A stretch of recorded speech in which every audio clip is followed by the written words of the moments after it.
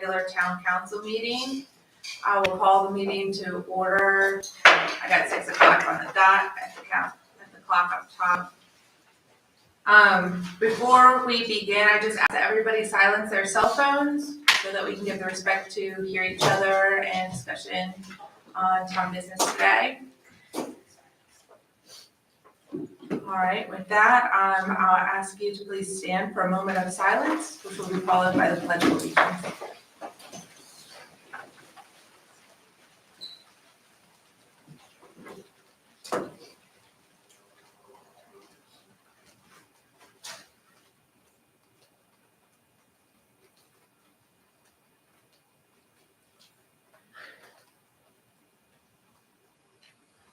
Please join me in the Pledge of Allegiance. I pledge allegiance to the flag of the United States of America and to the republic for which it stands, one nation, under God, indivisible, with liberty and justice for all.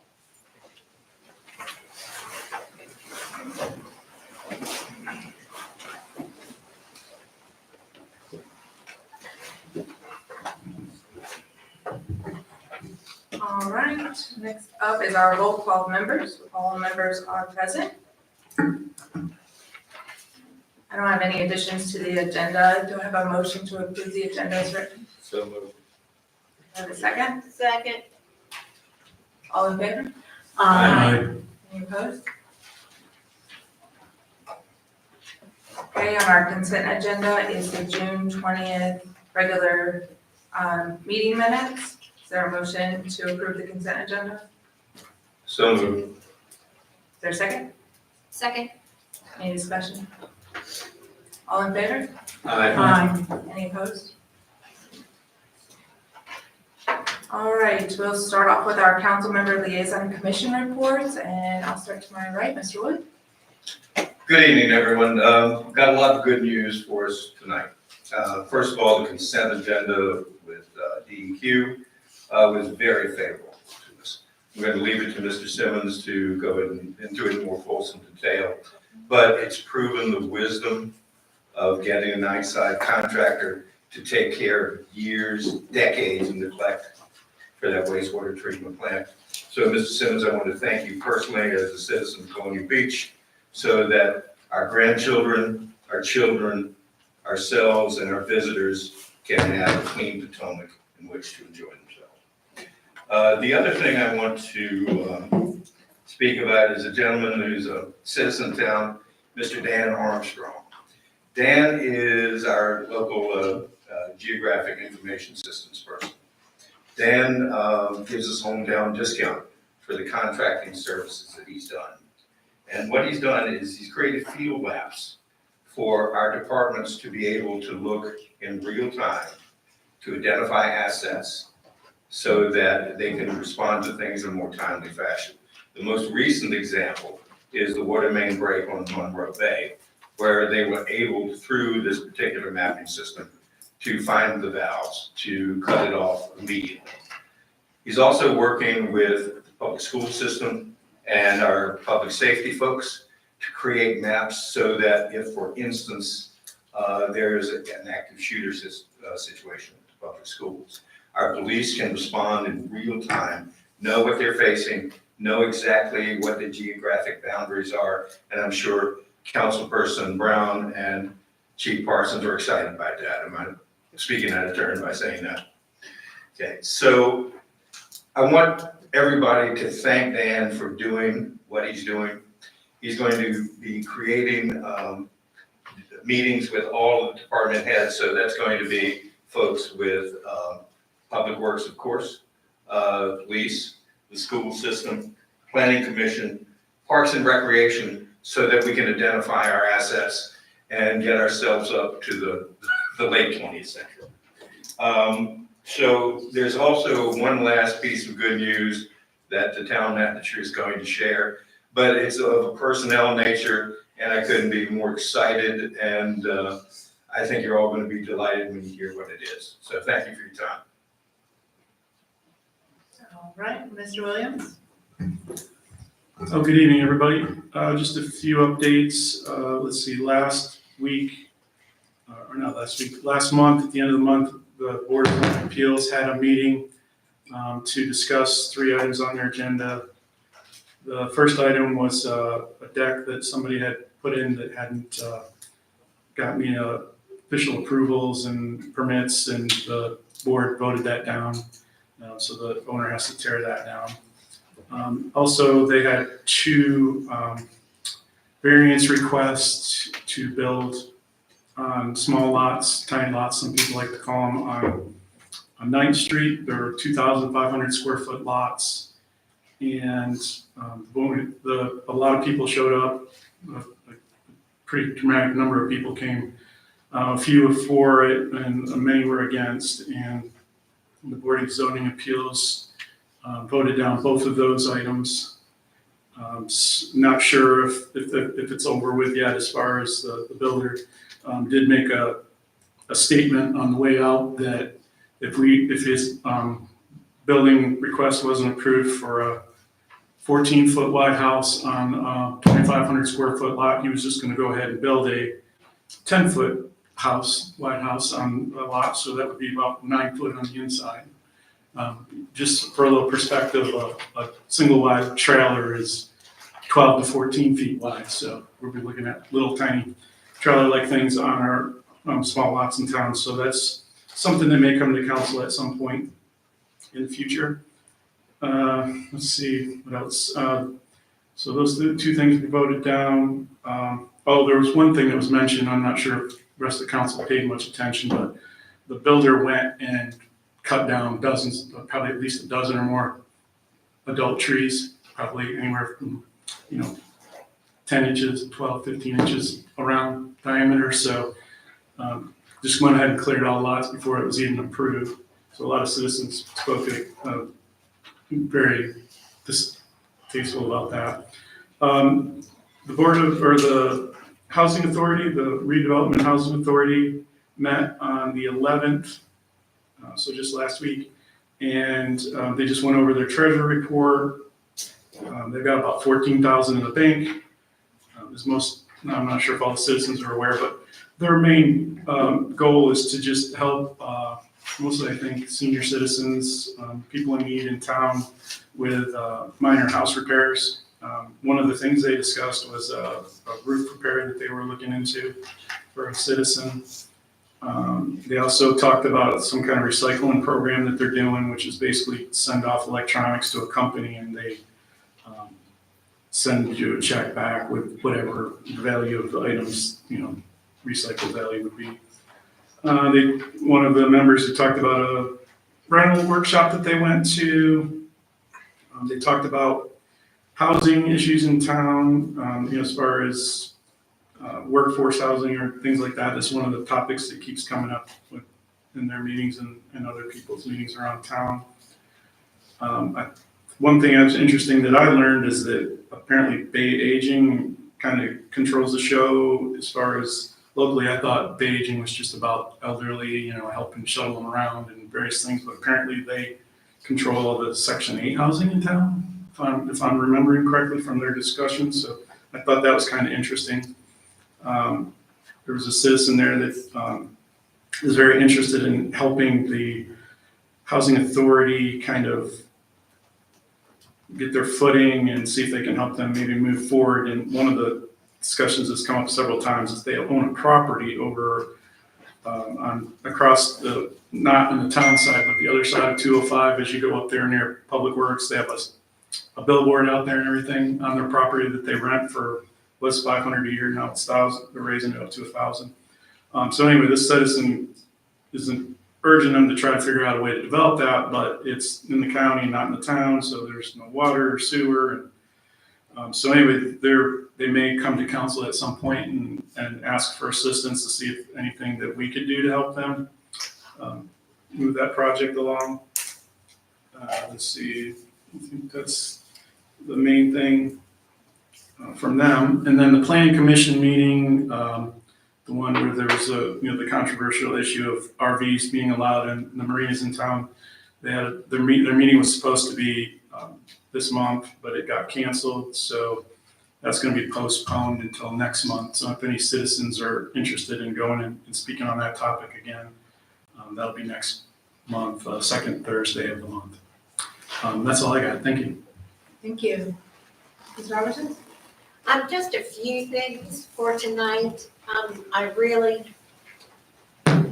Sorry. no, I'm glad you do that, because I guess I'm losing my teacher voice after all these years in retirement, just gets a little softer, I guess, I don't know. I really want to say, there's several things, obviously, but I really enjoyed the fireworks things that, display that we put on for the 4th. There were a lot of people in town. And I think we do a pretty good job on that. Parks and Recs are doing a plethora of things. And you can see on the website the different things that are going on. One of the things that I wanted to say was WER was very, very happy and thanks us for you know what I mean, a lot. For what?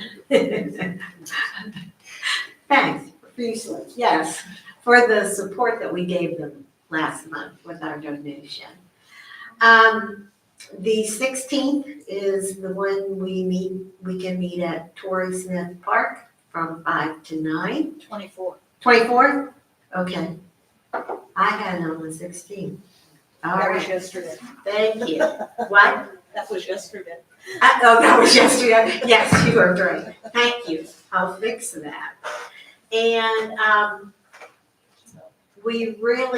I really enjoyed myself with Conrail. I had not gone in many, many years.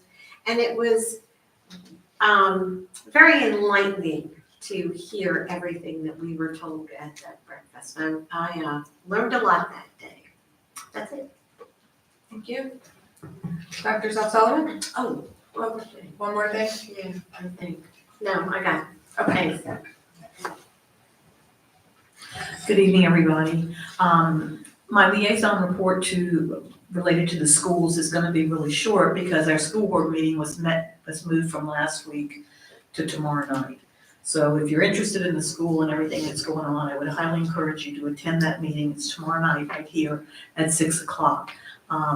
Dr. Mitchell will be here tonight to give his report. However, I did want to let everyone know he has accepted a position with Spotsylvania County Schools, and he will be leaving us to be the new superintendent for Spotsylvania County Schools. And the school board will be interviewing people to fill his position, but he doesn't leave until the end of the month. I have Audra in the audience, Audra Lucas Payton. She's one of the members of our school board that's very active. And so if Dr. Mitchell doesn't come, we may ask you to give us an update. That's all I have. She said he'll be here. Ms. Brown? Good evening. Not too much at the beginning, start of summer. Public safety officials and staff, I hope, can take a well-needed break maybe during August after all the July and June events that we had. Just really two things right now. Colonial Beach Police Department this Friday at 8:30 a.m. They'll be at Colonial Buzz, so you can catch me there. I will be there grabbing coffee with them, coffee with a cop program. And only one other thing, the fire department has been, the ladies hosted a great dinner on July 13th for fundraising. Nothing else on her calendar as of yet that I have, but I did want to give let everyone know that Oak Grove Volunteer Fire Department is having something. They're right down the road. It's a fundraiser. It'll be Saturday, August 3rd. $60, but it's all you can eat. Crabs, chicken, hush puppies, all the good things, and even 2 beers for $60. So that's at Oak Grove Volunteer Fire Department, Saturday, August 3rd. And then just one quick question for Mr. Williams. What builder is this that's doing this? Heritage Contracting LLC. Okay, great. Heritage Contracting LLC. Thank you. Mr. Allison? Good evening, everybody. For finance, we'll have a quarterly report tonight that Ms. Oaks will provide. Along with that, we have the water and sewer bills were due on July the 1st.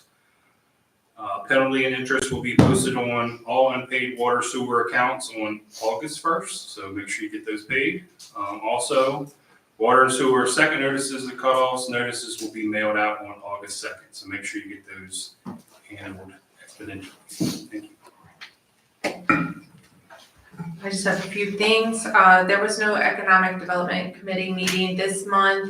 Several people were out of town on vacation, so that will be postponed until next month. There is an opening on the Board of Zoning Appeals, so the meeting that Mr. Williams was referring to, about some of these issues with permits and wanting variances. If you would like to submit an application, you can go on the website, and the applications, I believe, go to the clerk or to Mr. Dooley, too. Okay. And then we can fill that vacancy. We hosted COMRA, which is the Community Relations Board for the military leadership in this region. It includes the County of King George, the counties across the river, Charles County, and the town of Indian Head. And also hosted the new commanding officer of Dahlgren Naval Base at that event. It was held at Muse, actually at Drift, on the Drift side of the building, which was very exciting because it was 3 years ago that we had showed them renderings that building would exist, and then there we were actually in it. So it was very exciting with that. Kelly Evco of our Economic Development Manager and in Bowdoin with our wastewater presented to our community partners and gave them some ideas on how to solve some of their issues too, as we often deal with some of the same problems throughout the region. I also just wanted to say kudos for the 4th of July. If you didn't see fireworks on the 4th of July, you must have had your eyes closed and stayed inside, because there were fireworks. And I just thought the town did really well, and there's a lot of partnerships that happen to make that go well. The police department, public works, administration, and everything went very smoothly. And I also want to give a shout out to Public Works for the water line break on Monroe Bay Avenue and for getting communication out to citizens about that break quickly. Much appreciated to have that handled so quickly. And to second the event with Tori Smith, the Back to School Bash that is on July 24th that Vicki mentioned from 5 to 9 p.m. I am going to add some excitement to that event. So people look out, bring kids, family fun, and it's going to be wonderful food and activities and lots of great things at the Tori Smith Park on July 24th from 5 to 9 p.m. That's all the updates I have. So we'll move over to the town manager.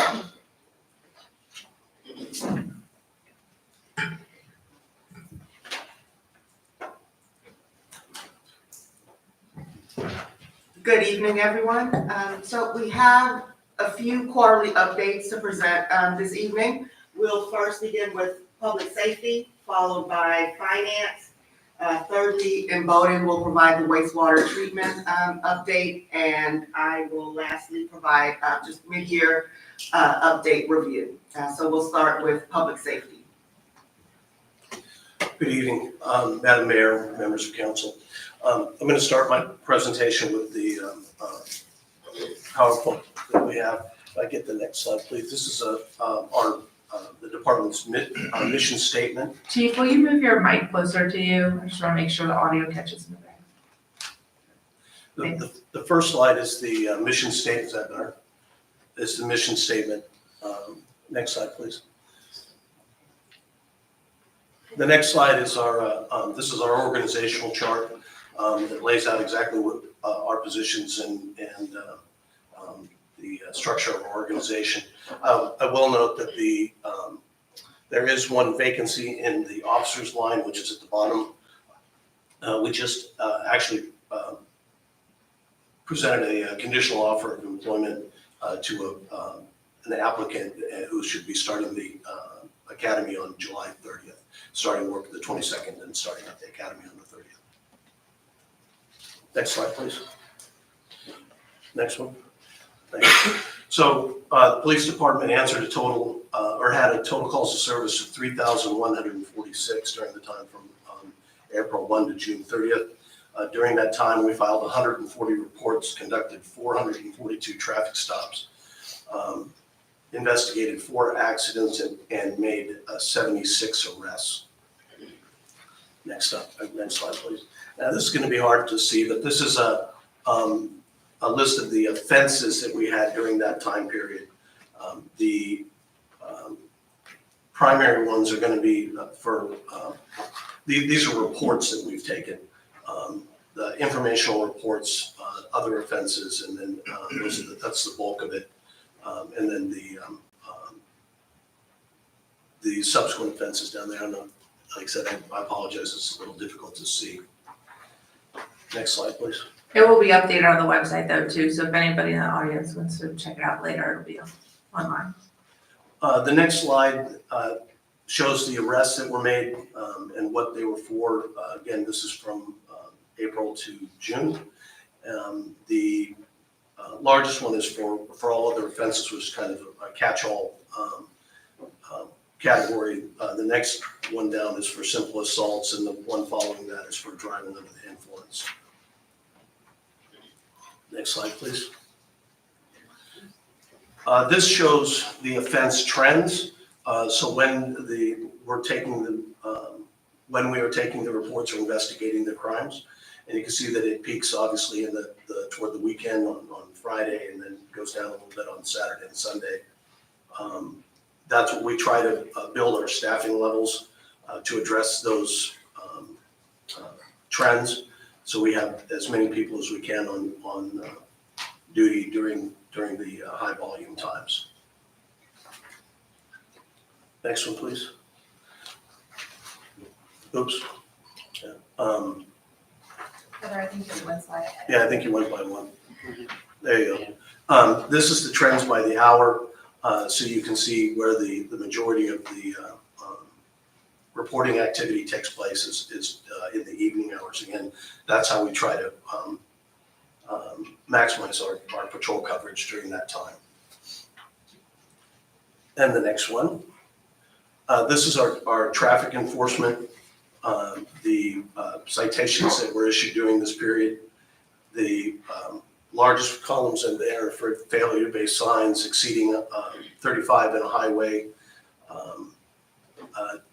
failure to have a state inspection done, failure to yield a right of way, and then it goes down from there.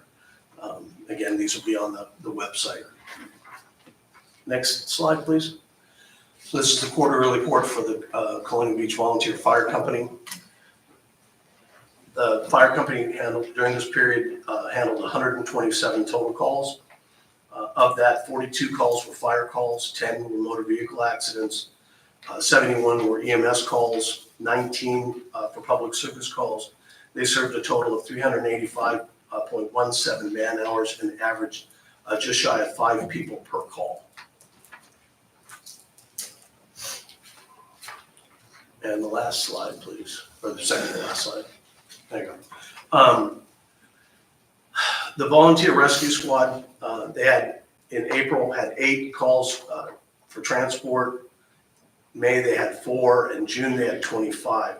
During the months of April and May, they were very limited on what they could do because they were, during that time, they were preparing for the transition to their partnership with the county.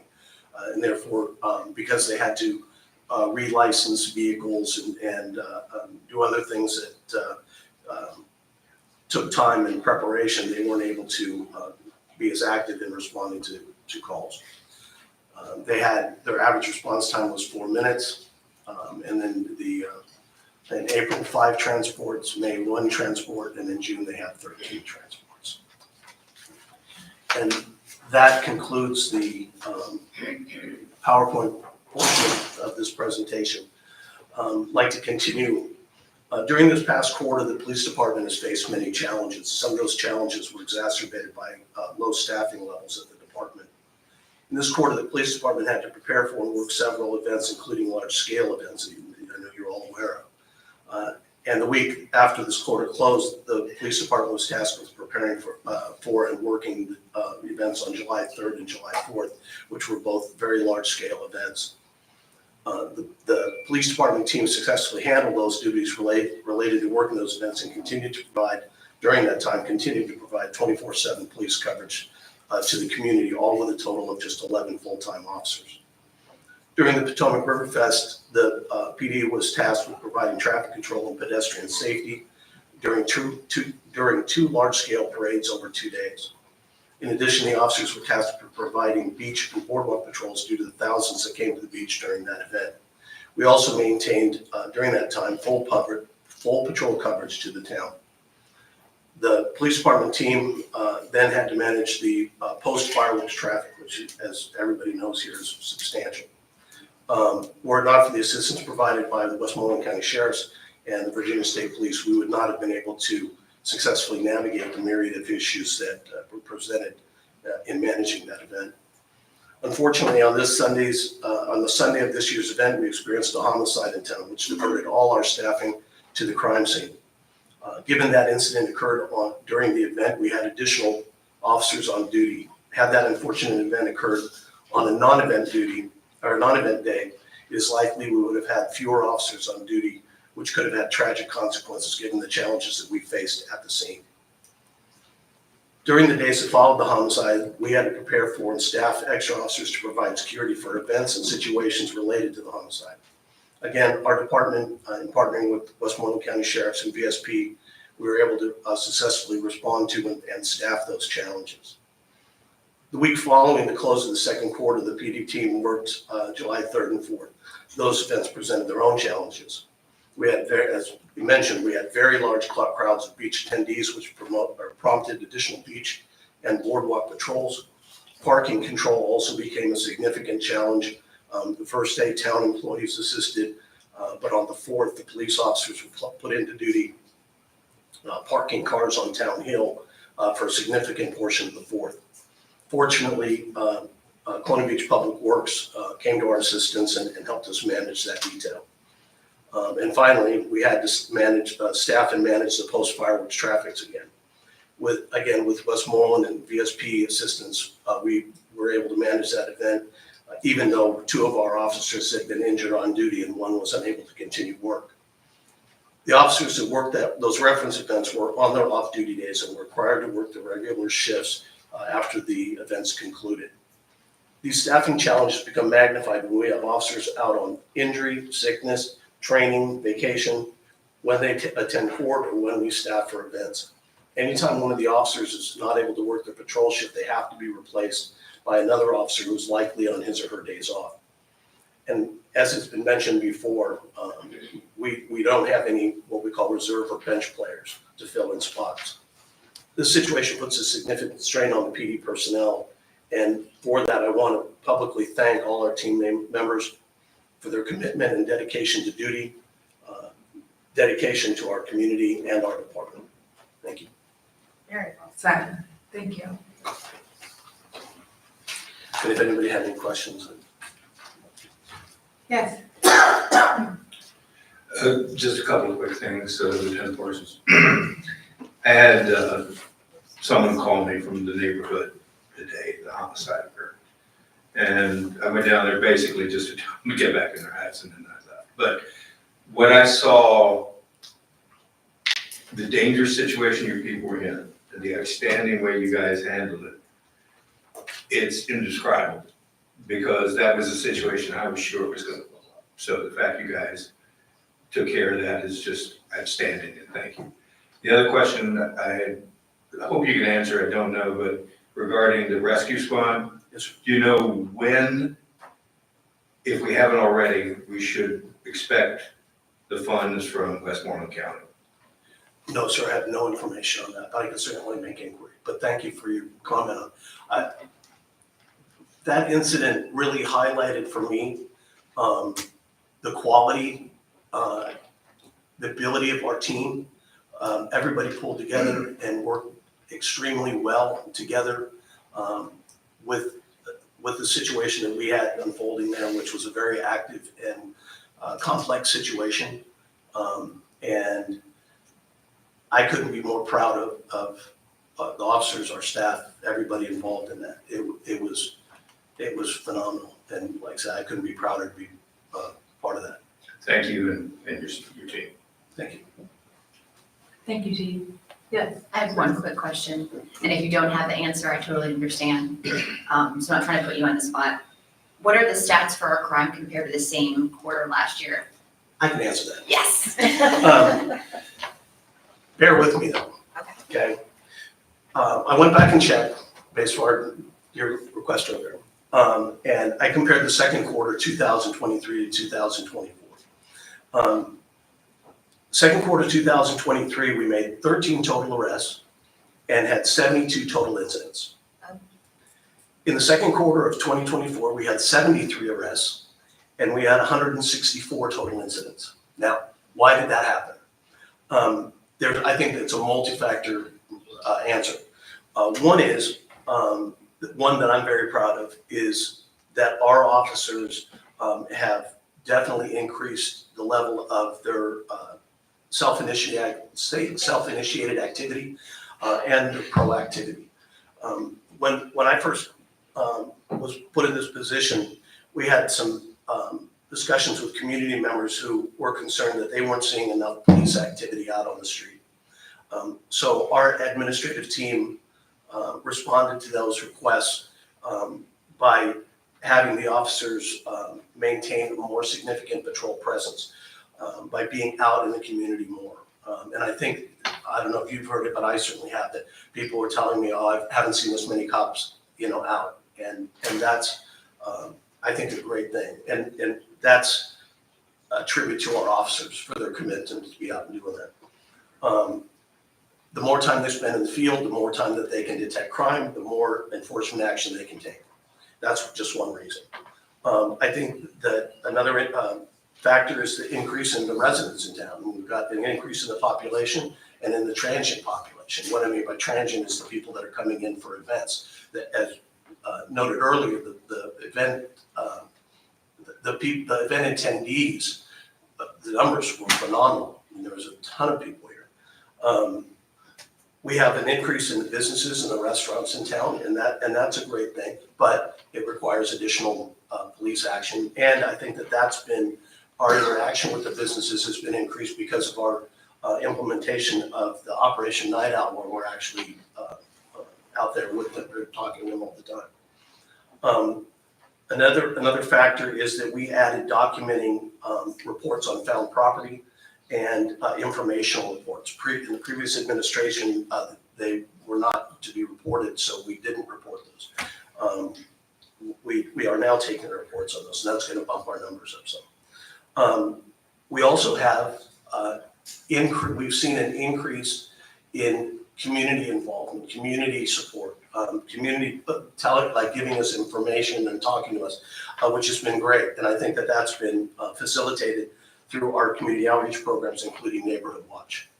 So I'm very proud of the progress we've made. Another factor is that we have been very fortunate that we have retained, for the most part, we have retained the team of officers that we have.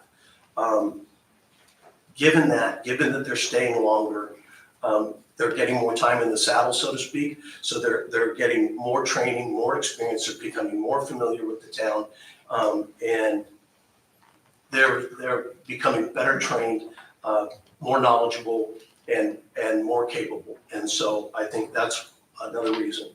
I know that this sounds like a big bump up, but I think that what will happen is that the result of this will be we'll actually see a reduction in the actual crime, because we are dedicated to reducing the opportunity for crime by being as proactive as we are. Well, I hope you give yourself credit. It's great that you give the officers credit because they're the ones out there, but you are as well. And I think also not only the increase and all the positives you said, but I also think when police officers have a leader, they know that they trust and has their back and supports them. They like to do work. So thank you. Thank you. Dr. Sullivan? Chief, I just want to add my kudos to you and your team. I think there's a letter that's going to be read in a little bit during public comments, but it's from a couple and their family that live right on the front lines of where most of the activity is.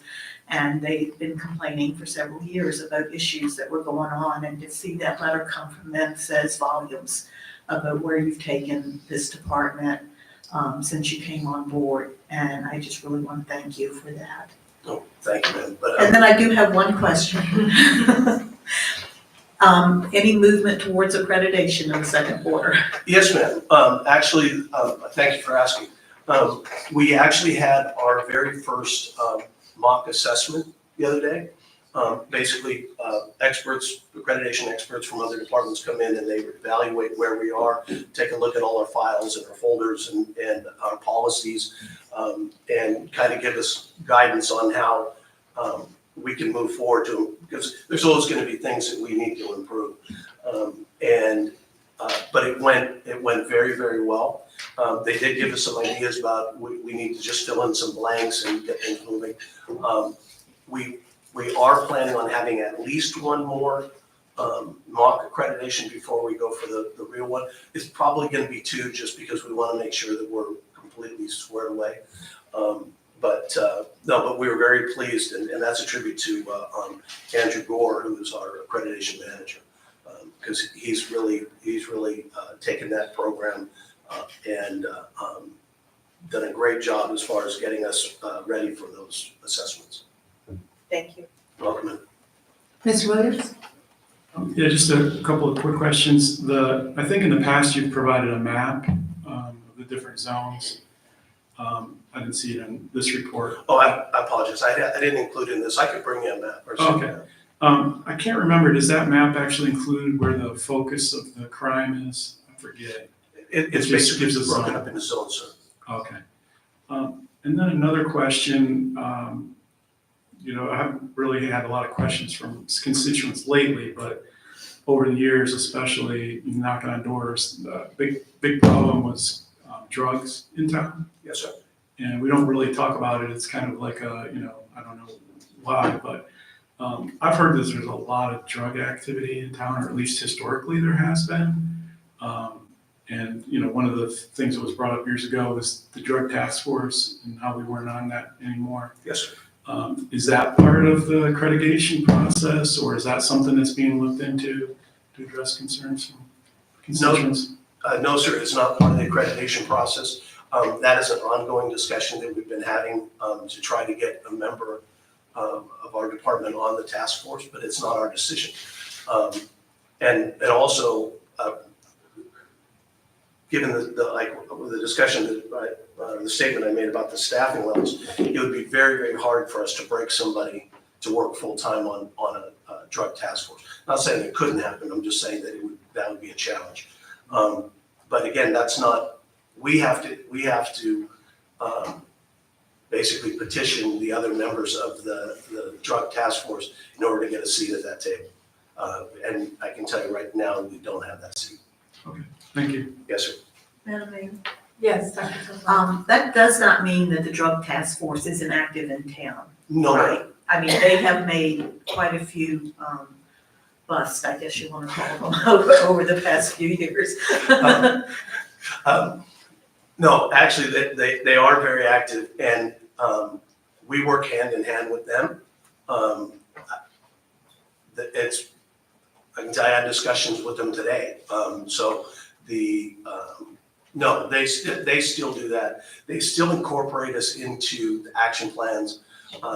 It's just a matter of actually assigning somebody to that. Well, one, getting approval to be on that task force, and then assigning someone to it. But no, they're still very active here. I just want to say that I noticed, you said when you added missing items and informational reports and taking reports for those things, those are a bulk of your numbers. Those were the highest columns on the side. So obviously when you compare to last year, not having those included in this report and then including those, That's gonna be a significant difference. But I just wanna thank you for including those reports, because I think one of the complaints over the many years that I've had is I reported I had this thing missing and I've never heard anything, and I never got a report and things like that. So, I think tracking that is a huge, community service, to our residents, and I think, staying on top of that and including it part of the quarterly report is important. I'm glad to see that as part of administration. Thank you. And the informational reports, if there's any, what those are is when, if we have suspicious circumstances Right, or something that doesn't rise to the level of an actual crime, but it may be later, right. that's why we're taking, because again, that's part of our proactive approach to getting ahead of some of this stuff. So we monitor that and, with those reports. Thank you very much. Is there any other questions? All right, we'll move forward. Finance up next.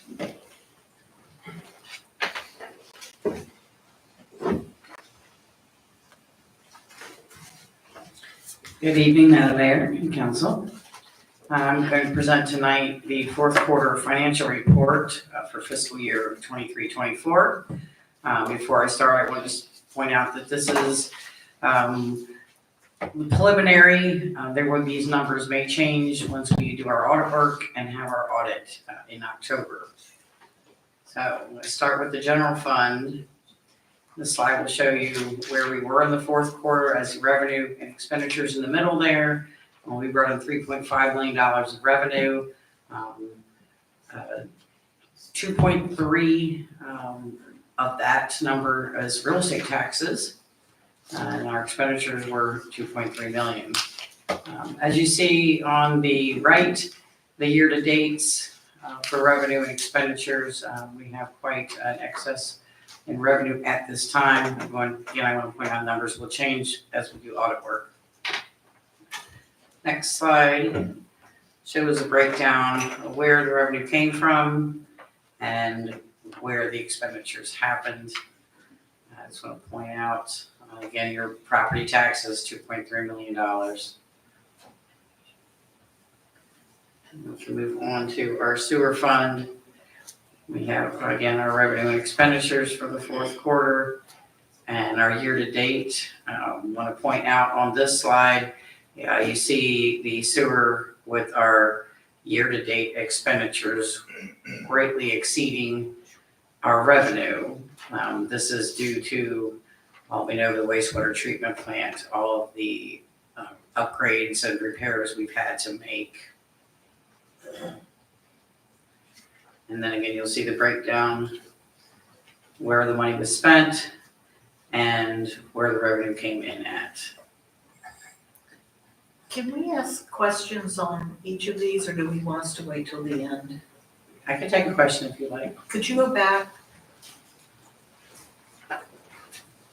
Okay, so the fact that our year-to-date income exceeds our revenue and actually exceeds our budgeted, that's a good thing, right? Yes, ma'am. Are there any expected expenditures? Yes, we're still closing out fiscal 24 expenditure wise.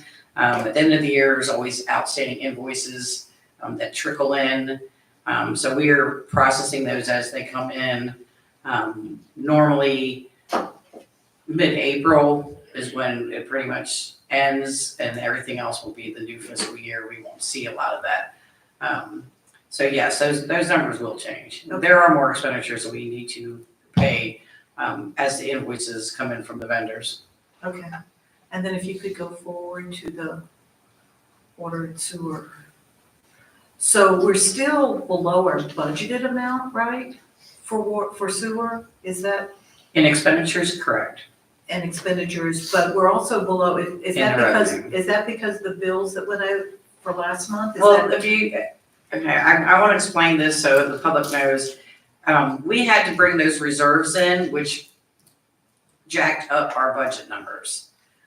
So in actuality, we brought in, I think it was about $1.4 million Yeah. in reserves over the year into the sewer fund. So that made that budget number go up, because it's a book entry you have to That's make. because, that's of the budgeted side. Yeah, Right, yeah, and it's a okay. book entry you have to make. So in actuality, our year-to-dates, let me see, I have a little bit of a breakdown here, just give me a second.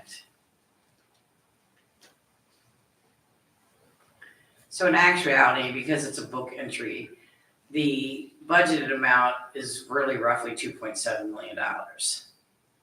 And so really, if you look at it that way, that 2.7, we've exceeded in our revenue. Unfortunately, our expenditures are what they are because of the wastewater treatment plant. Right. So that will be reflected once the audit is done, and you'll be able to see where we actually land in the sewer at the end of the year. Does this number on year-to-date reflect the bills that were due July 1st? Or do those go in the next? No, if they were, Is that- depends is that on when the right? work Because- was done. If the work was done by June 30th, then we have to pay them in this year. Okay. Anything. But as far as the income, we get income when we send out our bills, right? Right, And so This is reflected here 'cause it's done- This is reflective it's- of the income that came in for Yes. everything that was due before June. yes, this is actually, the July billing actually is produced in June and it actually goes into the revenue. So we still have 4 quarters of revenue in water and sewer, but it's always the quarter ahead. So the July 1 bill is actually in fiscal '24 for revenue. Okay, but if it hadn't been paid yet, it's not reflected there? No, it's, the enterprise funds are not done in a modified accrual, it's cash, so when we bill, we book revenue. Okay, So it is reflected here. okay. Thank you. And some of the funds transferred in were from the settlement with Westmoreland related to wastewater, or is that still sitting in? It's still in our reserves, we had it last year. Yeah. Yes. Can I ask us a question before we go to water? Just to piggyback off what Karen was asking about with the $1 million difference in revenues, expenditures. What, Which fund? the general fund.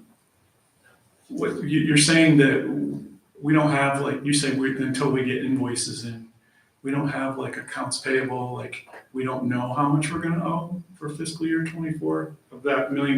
We have outstanding POs out there. I just don't have that number in front of me. Okay, so that's not typically part of the fiscal year end budget presentation? Right.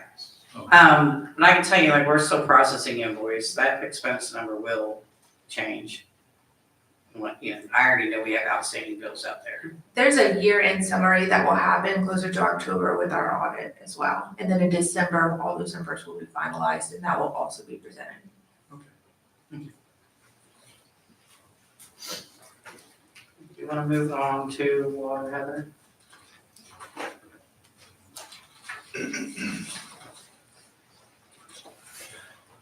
Water, quarterly revenue of $301,000 and expenditures of $224,000. Look at on the water fund, our revenue is 1.2, our expenditure is 1.1. We've held good on that. And here's your breakdown of the water, where it went. And then our disbursements. Our accounts payable for the quarter was $2.1 million. And we paid in expenditures. And then our payroll, $476,485.80, and the payroll taxes associated with that, $174,477.08. And then last slide, I give you a little bit of an update on ARPA. You can see the expenditures we paid in 22, 23, and what we paid in 24, what we still have remaining, and then what the balance that is still owed to Sagres, correct? Sagres for the central drainage area.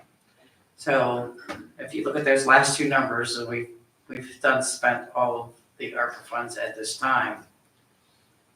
Does anybody have any questions? Are we short on, if our fund balance is $286,000 and we owe $312,000. Are we short on paying that? I mean, We used some of the ARPA funds for other purposes, and we also are working with DEQ, correct, on the federal money that will replenish this ARPA. But at this point, yes, we've spent all the ARPA funds, we still owe Cybers. We'll just take that, if we have to pay it, I don't know when they're gonna finalize those numbers. It'll be paid out of the sewer fund but there's more ARPA funds coming in. when we have money coming from DEQ. My understanding was that was going to go against the central drainage, so this number will be, it'll be replenished with that money. Mr. Williams? Yeah, I was just gonna ask about that. So the 2 million from the central drainage area will go back into the actual ARPA fund account? Yes, that's my understanding, that's what we're planning on doing, Okay. yes, replenish that fund. And then, so I guess that'll come back to council as to how we want to spend that Correct. additional 2 million. Okay, thank you. And a Oh, big- and just a question for the future for council, if there's no objections, could we get full accounting of the ARPA funds? Like the 3 points, not just the general lines, but like each line? Breakdown? Yeah. Oh, I can send it to you if you'd like. Yeah, please, thank you. And the DEQ reimbursement for that central drainage area project is because those DEQ funds also have a time restraint on them to be spent. And so we don't want to get in a bind where ultimately we are still working on fixing the drainage issues and up against that timeline. So this will give us the ability to hold those and use them again without the time restraint if necessary as things may arise. The central drainage project itself is a very good example of that. It was supposed to start in the winter, certainly was not supposed to be a during the season project, and multiple factors out of control, out of our control, and then and other issues with getting supplies and not having enough bidders to make it a competitive bid, rebidding it, submittals. All of those things push that project 6 to 8 months further than was anticipated. So we know those things can happen and we want to protect ourselves and the ability to use the funds to the best advantage of the town with those kinds of timeline restrictions. Yes, Mr. Williams? Question about that. So this money here will not expire. So if we put that 2 million, reimburse ourselves from the DEQ funds? Correct, There's no expiration date at all? not anymore. Okay, thank you. And it earns on an interest account, is that correct? Also. Yes. All right, any other questions for finance? Okay, Thank you. thank you.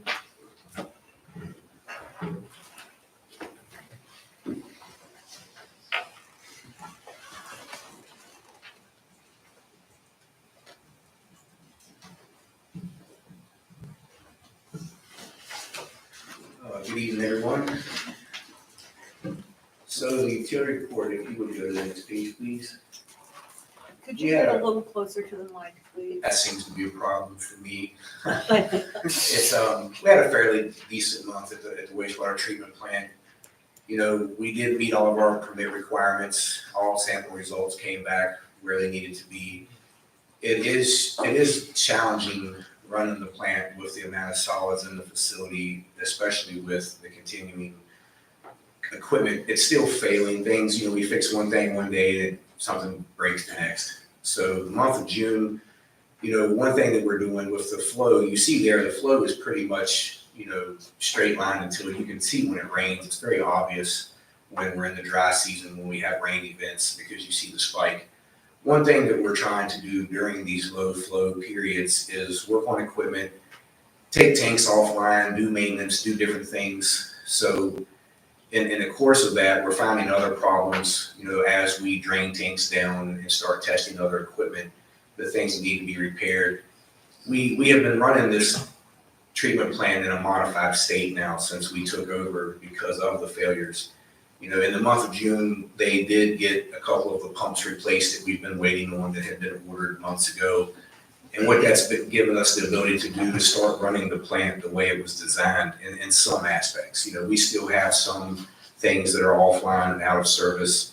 But, June was our first month of actually being able to make some changes and adjustments to start running that plant as designed. July, definitely more so.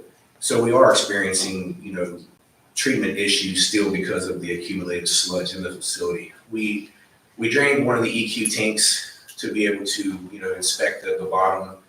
The last time that tank was drained is when they realized they had the accumulated sludge in it, and that's when the quote came in for over $1 million to clean that out. One thing that was observed, Chris had gone up with me to check the tank out once we got it drained. And through the efforts of trying to process that sludge through the plant, it was, according to Chris, it was a drastic reduction from where it was before. So our efforts are getting us where we need to be. We are getting this sludge out of the plant. It's just taking time, and it's going to continue to take time. It's not something that's going to happen, overnight in a couple months. It's years of neglect that we're trying to fix. So the positive out of that is it is making a difference, and we're very happy about that. So if you would go down to the next slide. And here I've made the statement about the effluent quality. We're within our limits. Everything is looking good here.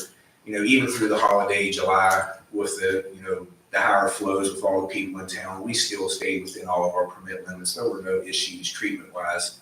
We had some equipment failures that definitely got our attention, and we were, able to work our way through that. One of those items being that we knew we had a storm coming in. We went through testing the emergency equipment, found that one of the generators, since it was just serviced, had a problem with the battery generator, or the battery charger. Blew one of the fuses, it quit charging the batteries. They were dead. We found it. We got it fixed. Chris came to the site. We were able to make repairs to it with what he had on hand. We also called the representative in here that services the equipment. They checked it over for us, got everything, back in service. I don't typically talk about the month unless it's in this report, but I want to talk about July as well as June. One thing that happened this past weekend is the SCADA system that was replaced recently. We had a failure over the weekend. It happened in the middle of the night. And it was the exact same type of failure that happened last 4th of July. The SCADA system malfunctioned. They don't know why. The technician has been in, yesterday and today working on that, getting it back online. But moral of the story is that failure, and with the training that the operators are receiving now, that went off. Nothing was reportable. There were no incident from it. Everything was managed. So that even losing that SCADA system, losing the automated controls of that plant, the guys were able to identify that problem and operate the plant through it without having any issues. So that's a good thing. That makes us feel good. It shows us that our efforts are paying off.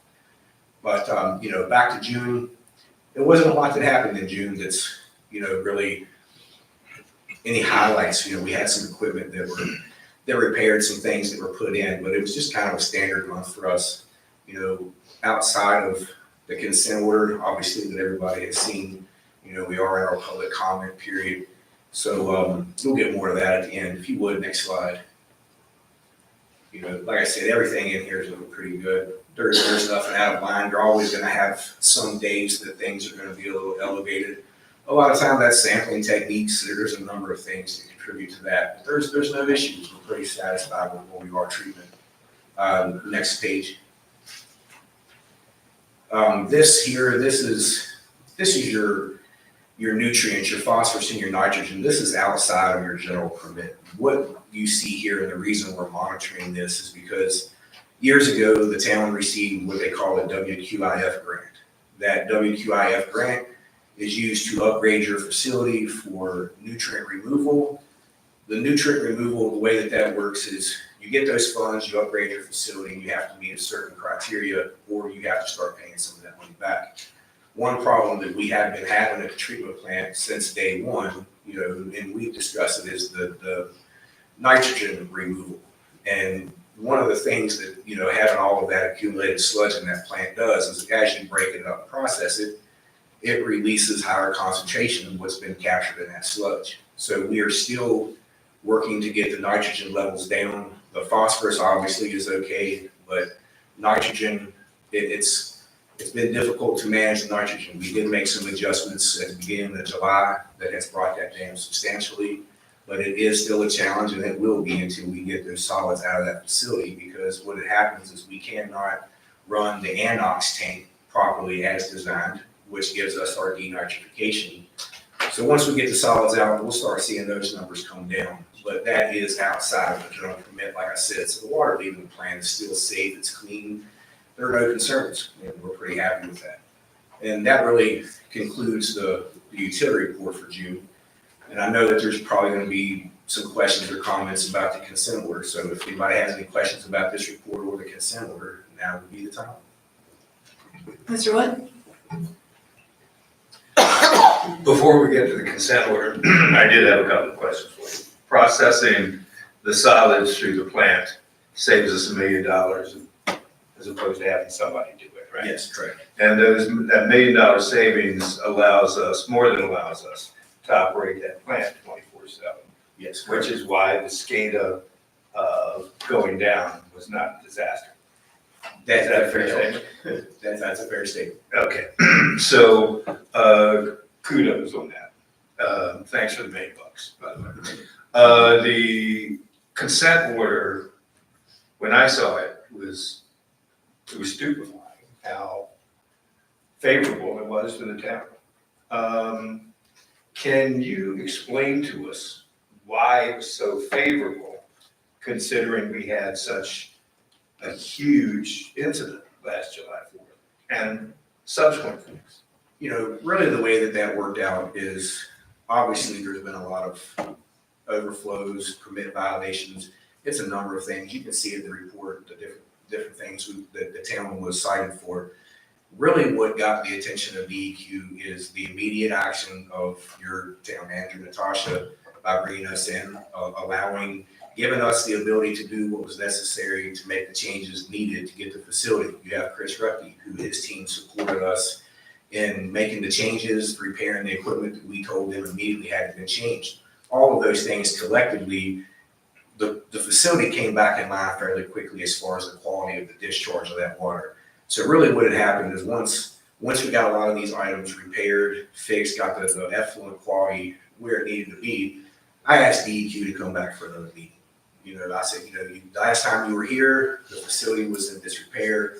The water going out of the facility was not so great. Everybody knows that. When they came back, took a tour of the facility, they were feeling much more comfortable about the situation. They seen the changes that were made. They seen how fast it was made.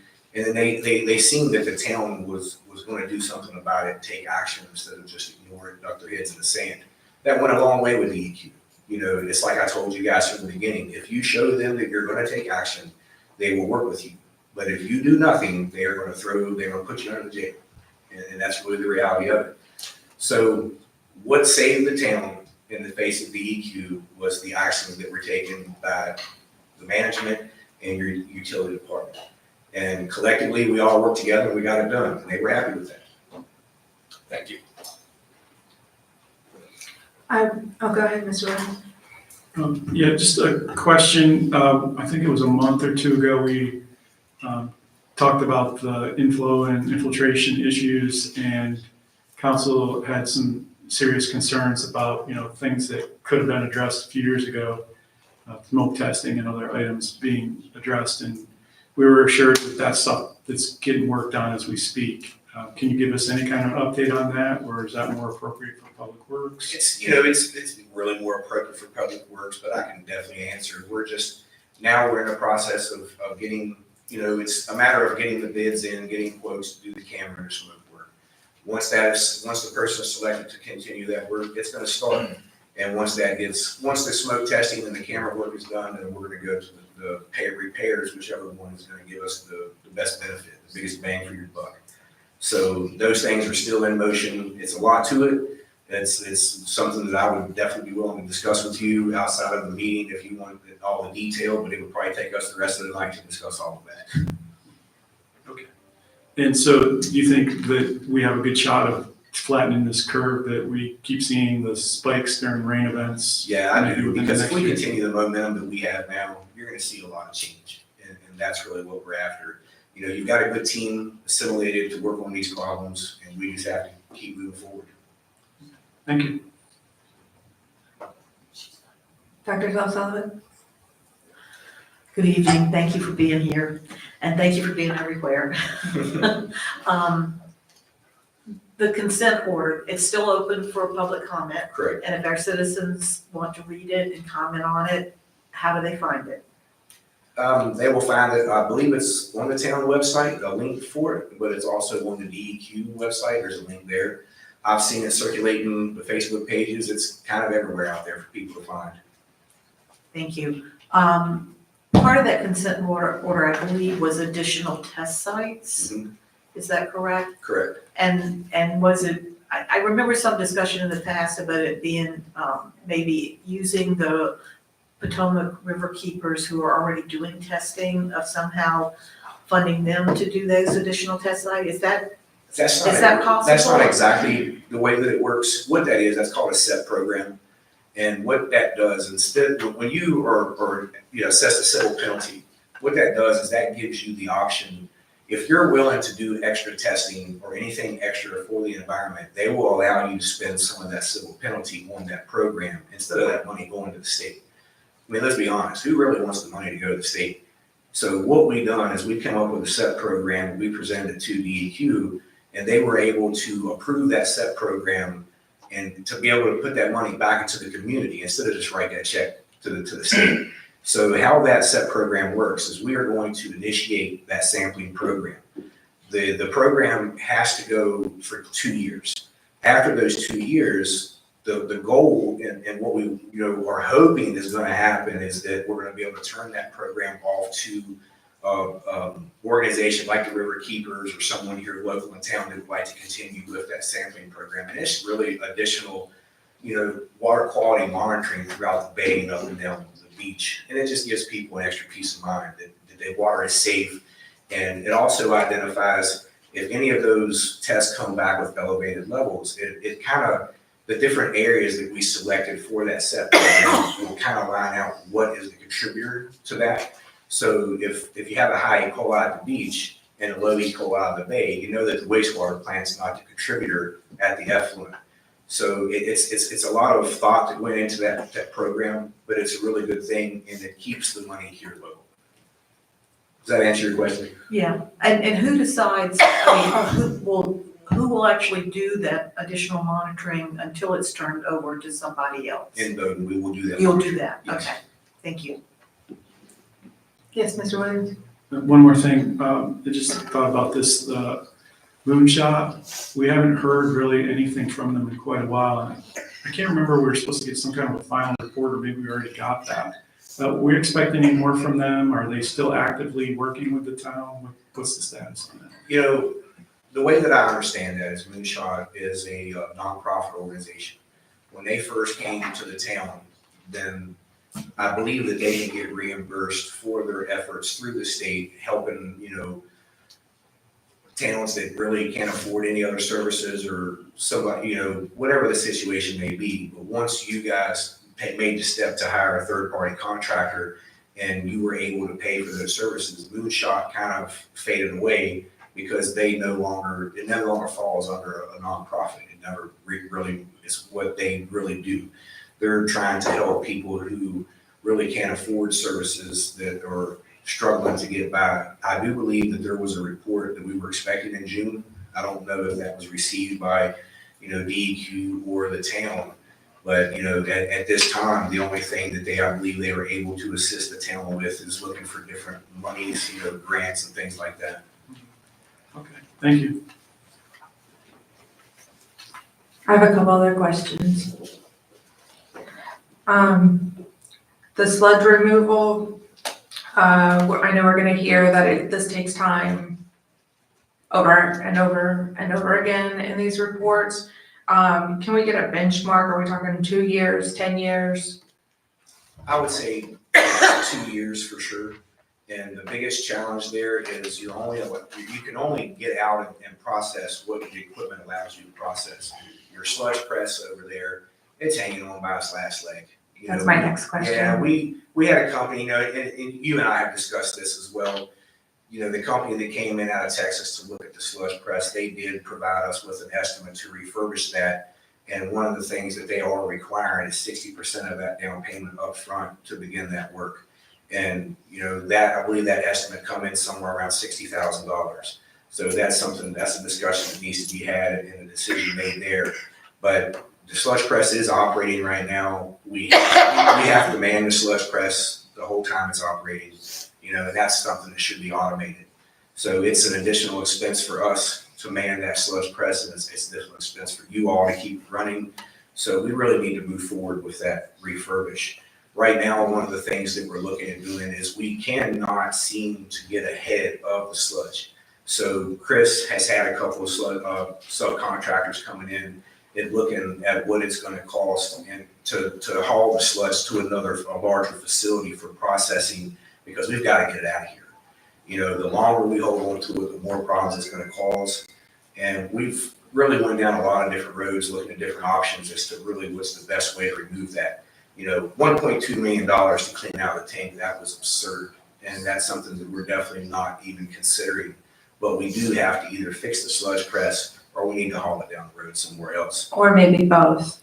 Both. You really, right now, we're gonna end up doing both. And it's the only way to get ahead of it. And it's unfortunate, but that's what we have. Okay, well, thanks for that heads up, and I'm sure that if funds need to be allocated in that way, we'll be looking out for that at a future council meeting. So the press was my next question, you answered that.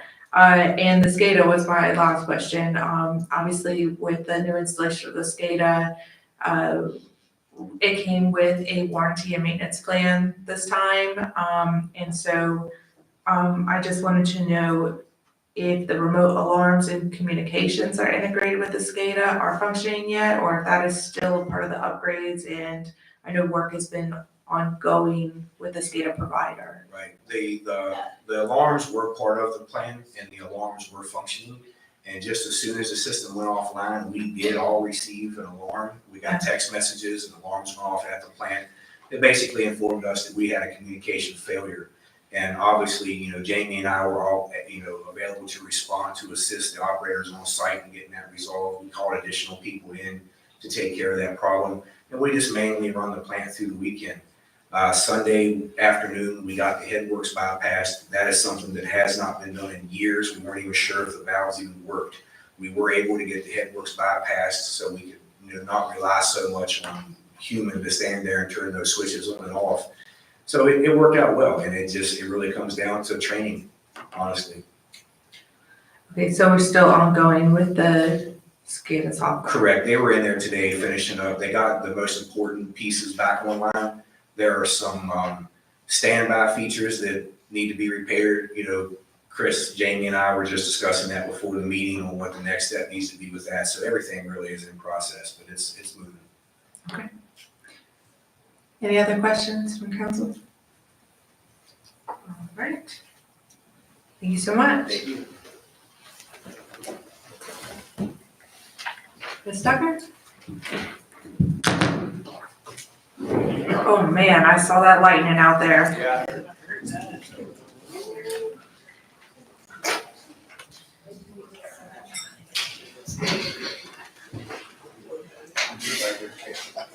Good evening.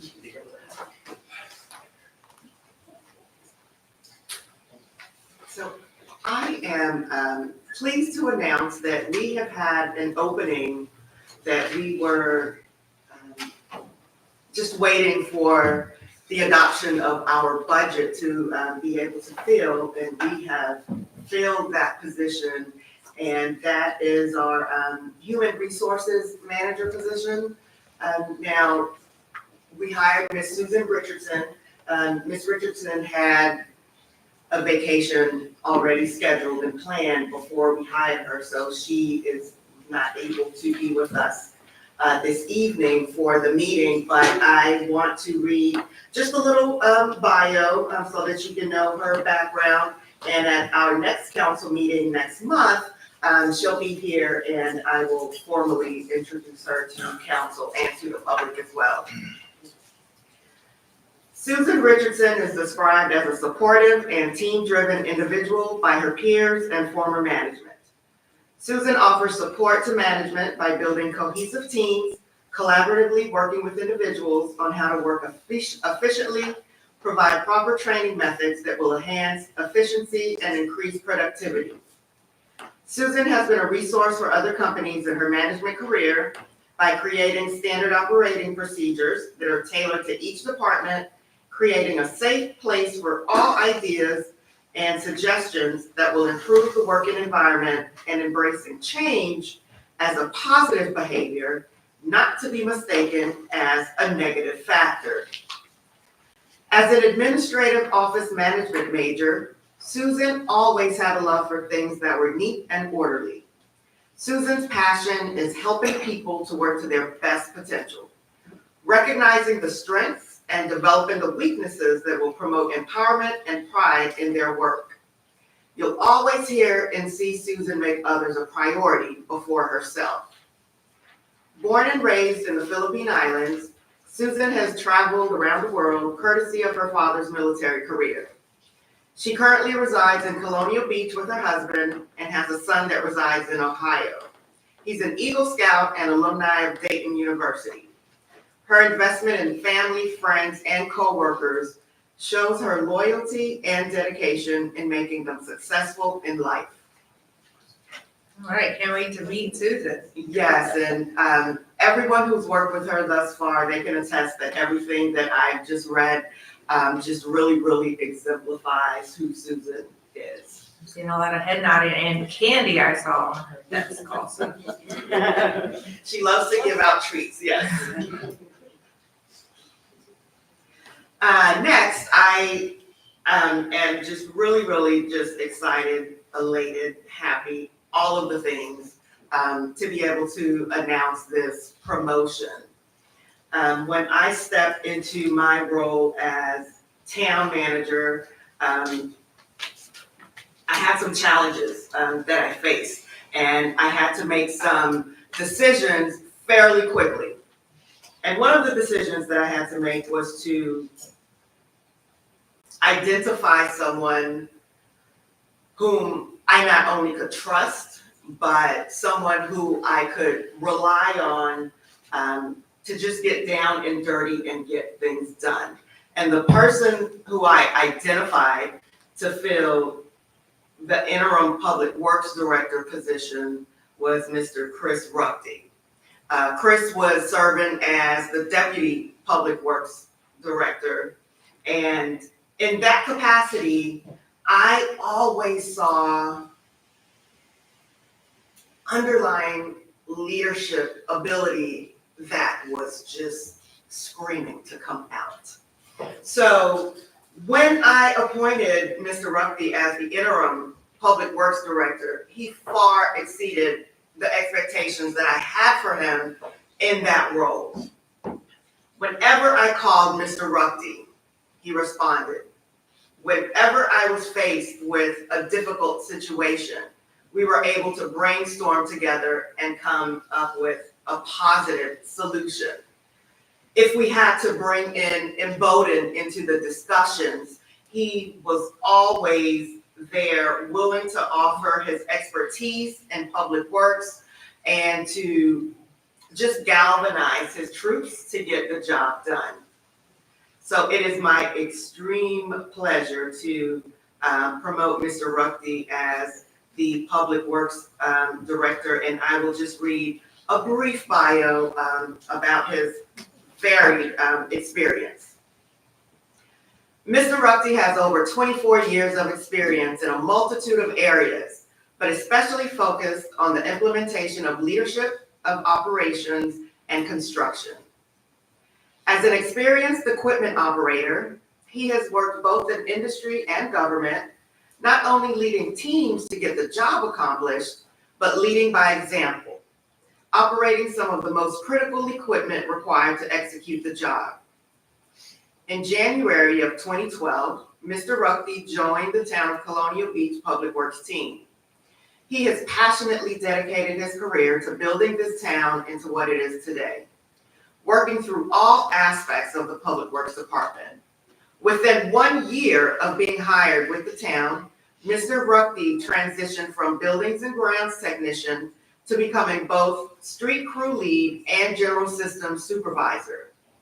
With every emergency from natural disasters to equipment failures, Mr. Ruckey has led through those difficulties with a persistent resilience that leaned not only on his own dedication, but his ability to inspire his team through his actions. In the most recent months, Mr. Ruckey has been an important part of the positive transition we've been instituting within the town leadership and a trusted leader as we move forward with a multitude of vital initiatives. I am so excited to announce the promotion of Mr. Ruckey as the Director of Public Works. His passion, experience, and knowledge about our town is unparalleled, and I look forward to his continued excellence as he leads his team and Colonial Beach into the future.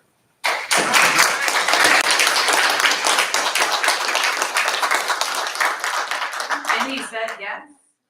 Yeah.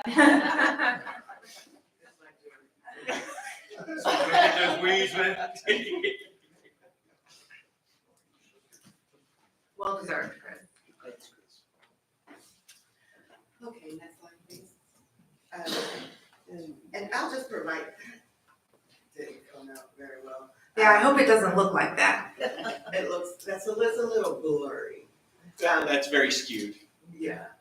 But to keep consistency within just the parking signage that we have around town, this is what we had our vendor design for us. And so we are anticipating shipment of those signs by the end of the week. And so it takes about 2 weeks for delivery. We've ordered 20 of the signs, and so we will post them in the parking lot that a chamber member identified and other places around town as well.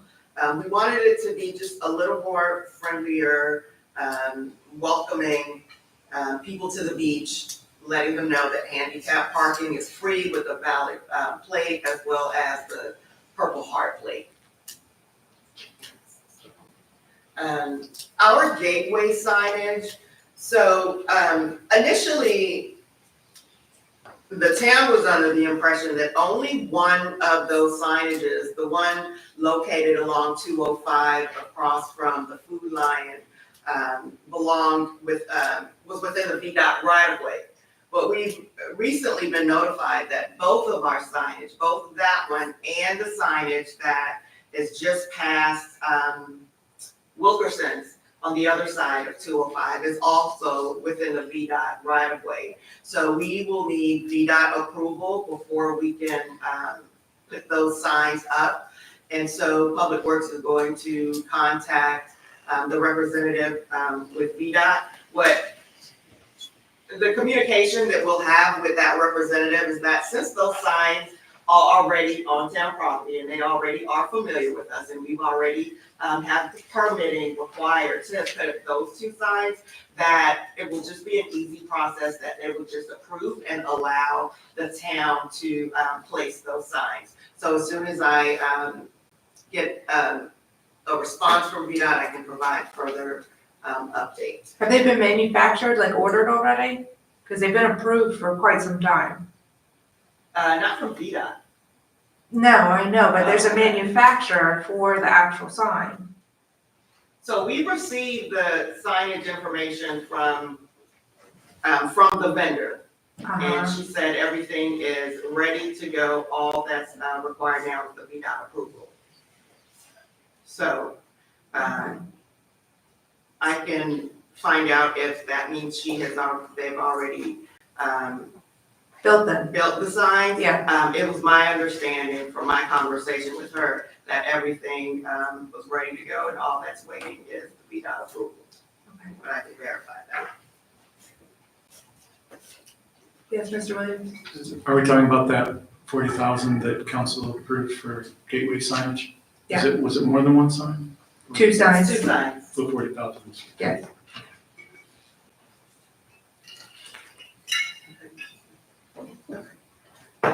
So the Azalea Park, which is also known as our Northside Park and the Pirate Cove Park, we do have invitation for proposals that's currently out on the street for that project, and the responses are due back August the 6th. So when we receive the responses back, we'll review and make a determination.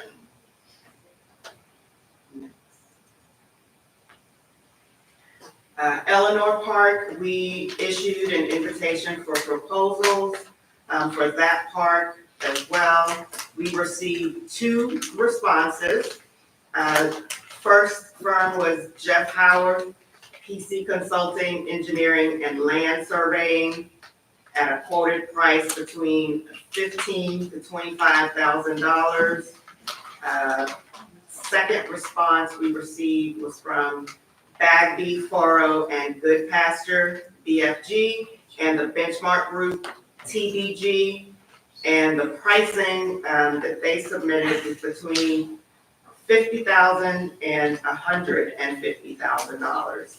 In reviewing the 2 responsive in terms of thoroughness, and pricing, it was awarded to Howarth as being the most responsive, as well as the least expensive. And we were confident that a good job would be done by Howard, as he had done some work for the town before that was satisfactory and responded to all of the requirements from the scope of works. So the next step now is that Howard is, he submitted earlier this week completion of the site plan. He provided a survey. And so now, within 2 weeks, as he mentioned in his response, within 2 weeks of his submittal of that, he would begin constructing of the bases for the benches, which will go in, and then he'll install the benches. And so we anticipate those benches to go in. Wait, Howard doesn't install the benches, Public Works No, installs. Public Works does. He's installing the bases, the construction slab for the benches. So once that's completed, then Public Works will go in and install the benches. And so we are anticipating all of that will be done within the next couple of months, if not sooner. Okay. Mr. Williams? Yeah, just, so you said the basis for benches, what about the path? I thought council also approved the path. Correct. There were several, I have that right here, within that scope of work.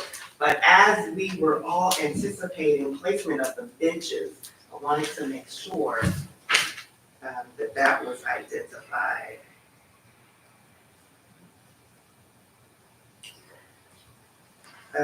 So there's also landscaping and ADA compliance component of the scope of work. And so by late October or early November, he expects to be prepared for landscaping and to have everything set to provide an ADA compliance path. The choice of the materials for the path, whether those would be pavers, concrete, or asphalt, will be made by that time. And also a stormwater plan component as well. And so that would be presented to council, like the actual drawings where the benches will be and the path and all that. Sure, yes, we can come back to you with that.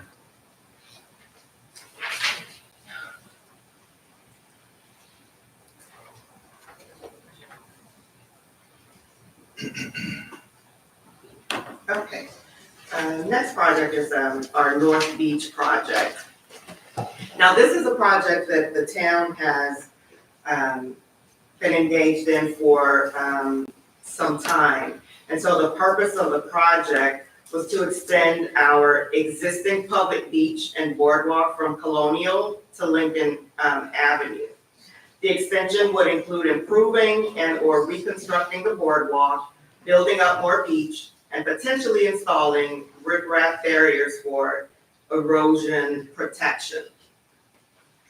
As I understand it, In the past, the U.S. Army Corps of Engineer was helping the town with this effort. And in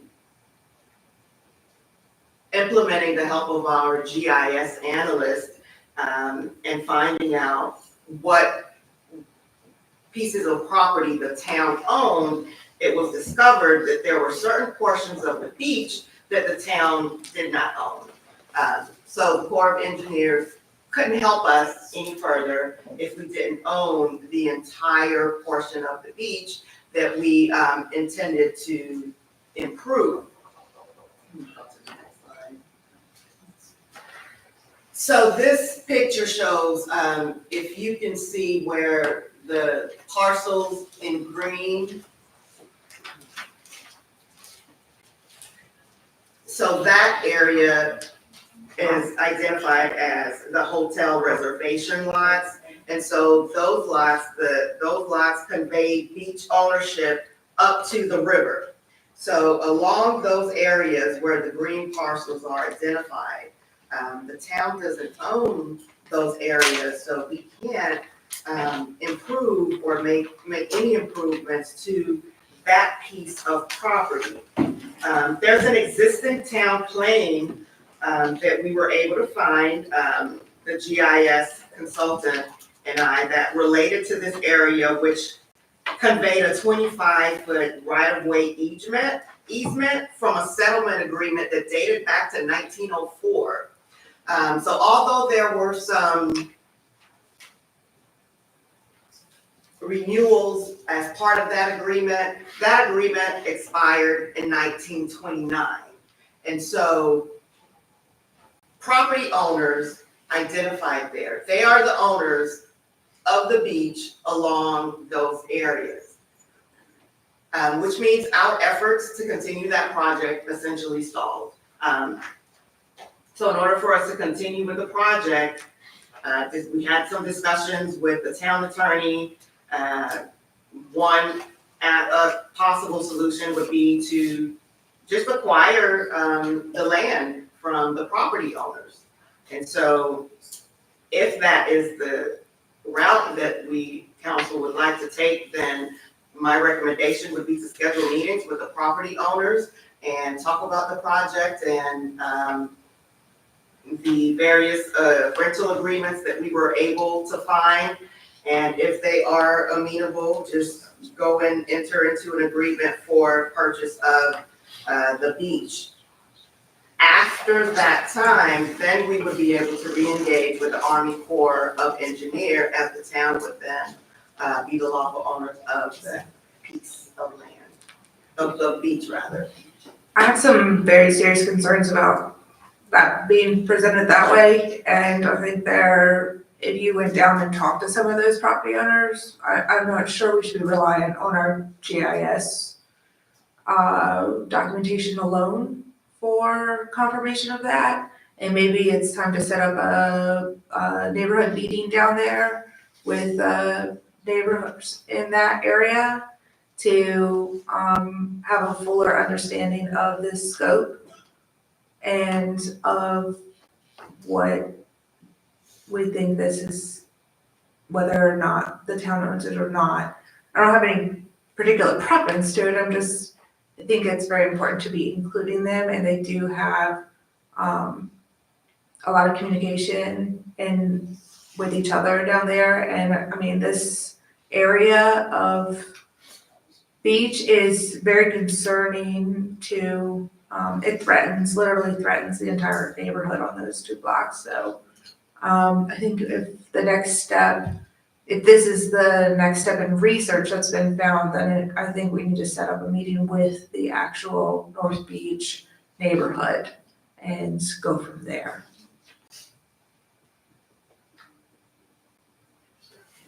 I second that. Ms. Tucker and I actually discussed this today. I had the same idea. It's, because right now, Poseidon's getting ready to take it over in little to no time.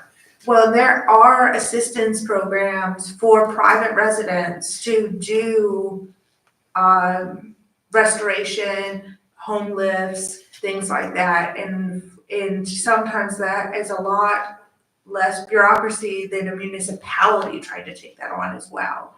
And so there may be solutions that are actually quicker than the Army Corps of Engineers, if it is indeed privately owned. It's not necessarily a bad or a good thing, I just think that there needs to be a discussion with those actual neighbors in that area to this point. Well, it all starts with discussion. Right. We're absolutely right. We need to get off ground zero because Yeah. we're losing the race in that part of town. So however we get off of zero is good. It looks like one of those lots is the American Legion property. And the others are private residences. Yes.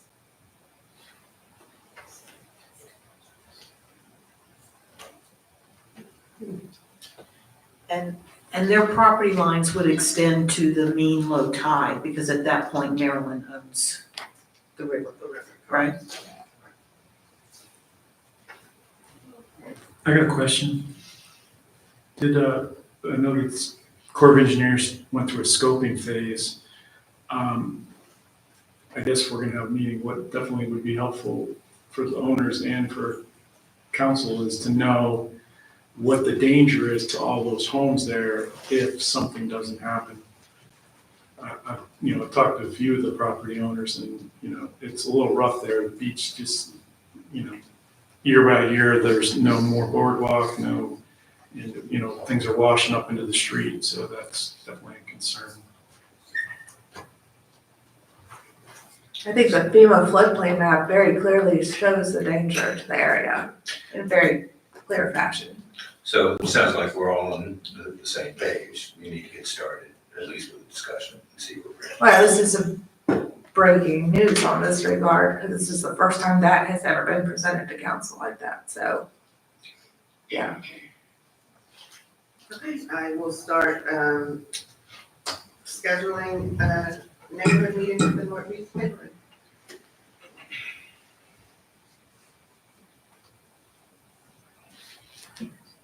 Okay. The beach restoration. So $100,000 is requested in the CIP for the beach restoration project. Next fiscal year, this will be in maintenance of the jetties for the beach will be included as an operational cost. That's not been done in the past for some reason, but just to make sure that that does not just fall off to the wayside as we have other projects to think about. We just want to keep maintenance of the jetties and as part of the budget.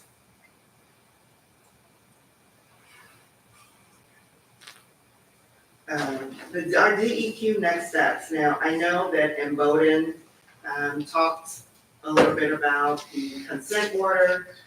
We are still within the public comment portion of the consent order. And the consent order, you can find that on DEQ's website. Have until the end of the month, July the 31st, to provide comments during this period. So the next steps, what we are currently working on is that under the terms of the consent order, we've been working with Bowman and IES to develop a couple of plans which identify the core issues that identify what caused some of the problems that led up to the issuance of the consent order.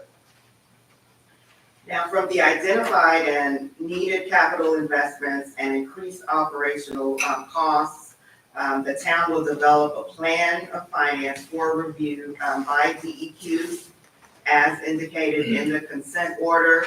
Among some of the other things, the consent order lays out language which we have to respond to. And there are monthly and annual progress reports that the town has to provide to DEQ. We have been submitting those monthly reports.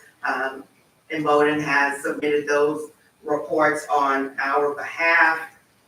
We are also to submit utility rate and project finance reports to DEQ for review before December 31st.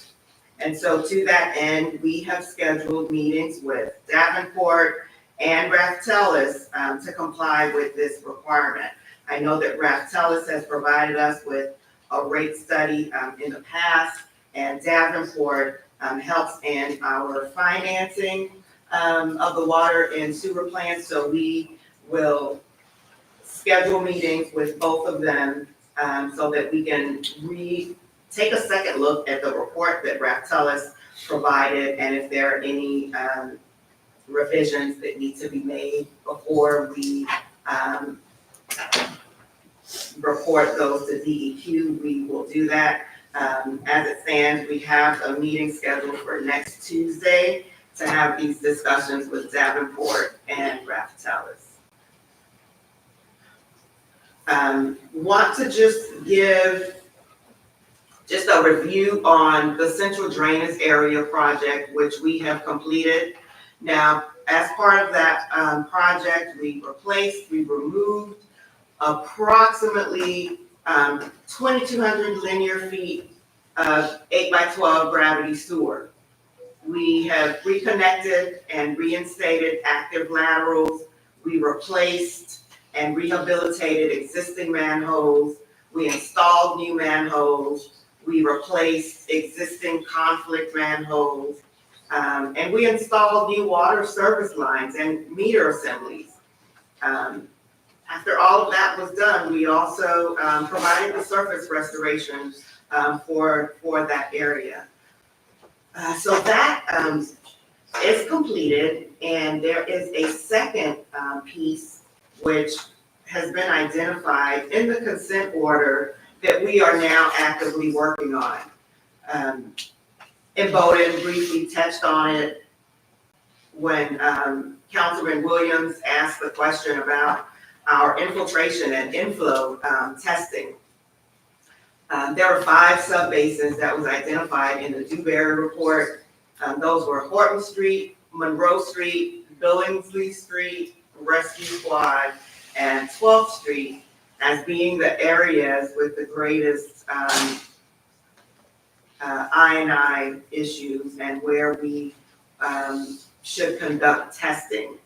And so what we are doing is we are developing a scope of work for all 5 areas, and we will receive some quotes and some responses so that we can begin testing of those areas. What we want to do is we want to identify just the ones that are most, rank them according to the ones that are most problematic and start with those first.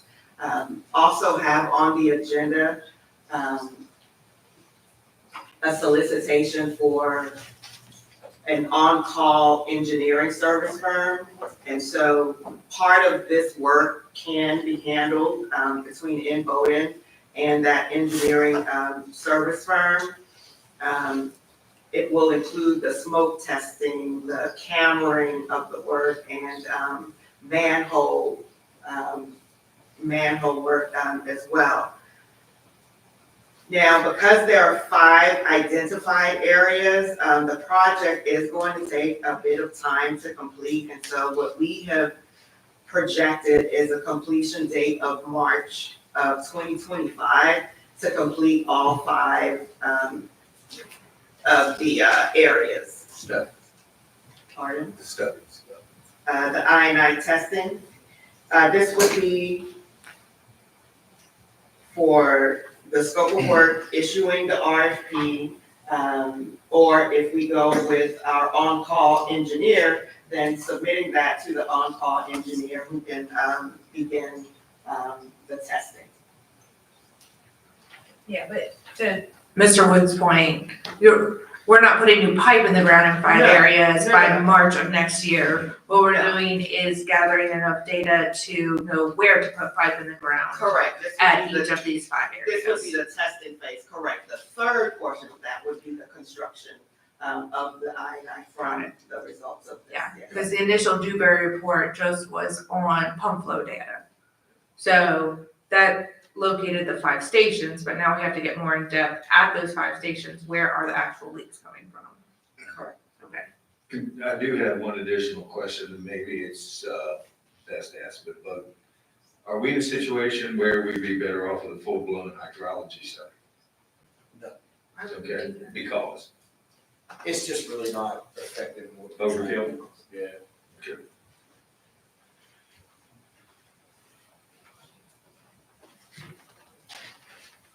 Question. It's really, We got till December 31st of '26 to spend the money, correct? Okay. And we think we can do it? Because March, I mean, it's a ways down the road. I'm just curious. Correct, so we will have to spend the ARPA funding that we've received by the 26th. We are also identifying other sources of income to continue with all the work that needs to be done. Thank you. just to be clear, there's 2 tranches of ARPA money, so that people aren't confused by that comment. There is a tranche of ARPA money that we got that Lisa put on the screen during our finance report. There's a second tranche of ARPA money that is directly from DEQ from the Infrastructure Act, and that is trickled to the state. That is refunding some of the ARPA funds from before to remove the deadline portion. But there still is, it's $5.8 million out of that total. And the deadline for that is expenditure by the end of year of 2026. Yes. Madam Mayor, just for some people that might not be aware, could you explain the acronym ARPA? Oh my God. But why do we label certain funds ARPA funds? I don't remember what the acronym stands for, Karen. American Rescue Plan. The American Rescue Plan Act. Yeah, thank you. COVID money. It's COVID funds, post-COVID. Yes. That word gets thrown around a lot. I And I'm know. sure there are a lot of new people that don't. And there's different divisions of it. The school receives certain ARPA funds, certain COVID funds. So it can get very confusing, but yeah. And then lastly, we are still working with Moonshot. They are still working in identifying different funding sources for us to be able to complete some of the projects that we need to complete. We have submitted some information to Shannon, our contact with Moonshot, to submit an application for DEQ's Clean Water State Revolving Fund Program, and that's a low interest loan with some principal forgiveness. After that application has been entered, Shannon will provide us with more information on that. So that is the first funding source that she's identified so far. I have stressed the importance of trying to find us some grants that we don't have to repay, which does not require a local match. But as Imboden identified, they really are more geared with helping municipalities without adequate funding, which they don't. Because we were able to employ a third-party contractor, we may not be, but they are still actively helping us identify different funding sources. That revolving loan fund, the water fund that they've identified is already been suggested by DEQ and is also, you have to apply for the revolving loan fund in order to petition the state to provide grant funds. So you want your application to go into the revolving loan fund, which is a low interest program, and then you request funds from the state to help you meet the match requirement. So there can be grants directly associated with that application. And we have been suggested and have talked to Senator Stewart about helping us achieve that.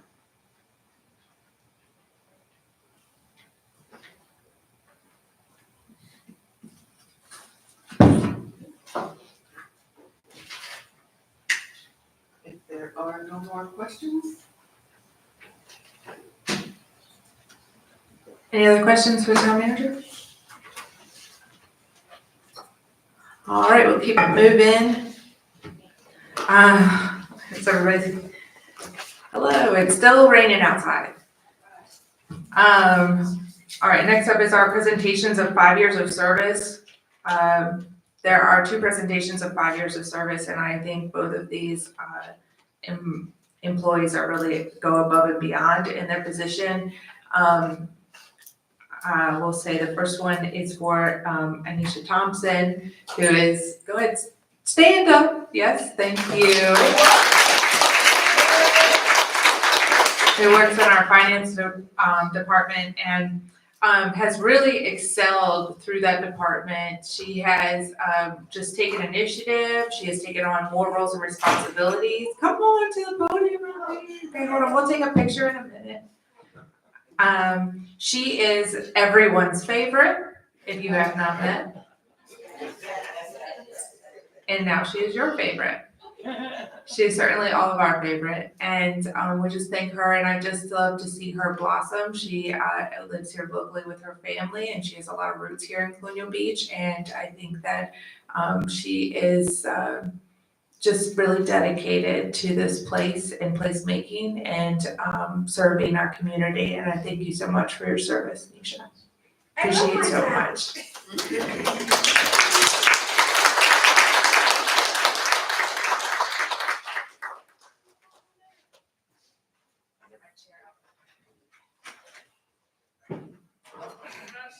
There's cord wires everywhere back here, by the way.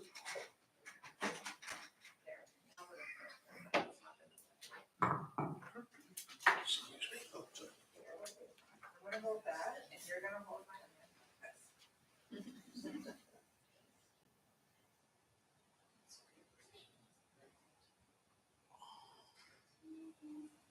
I don't know which camera.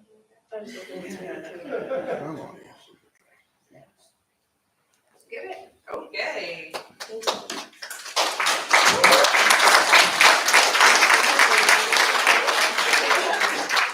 One more for good measure, sorry. This- Oh, goodness. This thing's misbehaving. Okay, one more Hang on. Oh, never mind. Oh, never. Like I said, it's misbehaving badly. Thank you, Nisha. Nisha does a lot of volunteer work in this town. If you missed her, she's also the newest actress with the Playhouse and did a remarkable job there. So proud of Anisha. The next one is for Mr. David Knapp, who is not here tonight, so I get to sufficiently embarrass him, I think, Chris? You're gonna pass this along to him?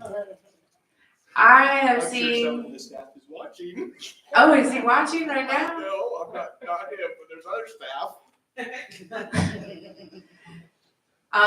David also lives here in Colonial Beach. He has a wonderful family and he is absolutely dedicated to this town.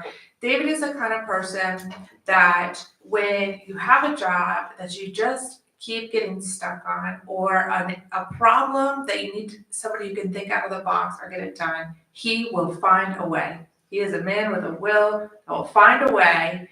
I have seen him work through many difficult issues before, and he comes from an EMS background, so he has safety top of mind, he has teamwork top of mind, he has all of the things that come with being in the firefighter EMS world. And I think that's a major asset for our public works to have somebody like him on their side and on their team. And his son is a rodeo master. I don't know. He's in rodeo and he's the cutest thing you ever saw. And wears a cowboy hat. And he's just very family oriented, David is, and I just really appreciate him in Public Works and the team leader that he can be there. And so you can tell him I embarrassed him, but I don't think I did. I think I just have a lot of nice things to say about him. Well, you can hand this to him when you see him.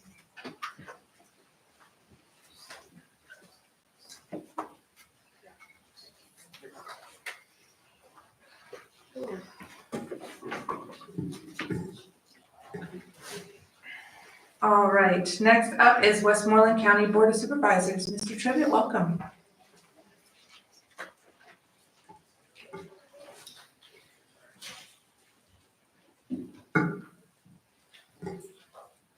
Madam Mayor, town council members, good to see you.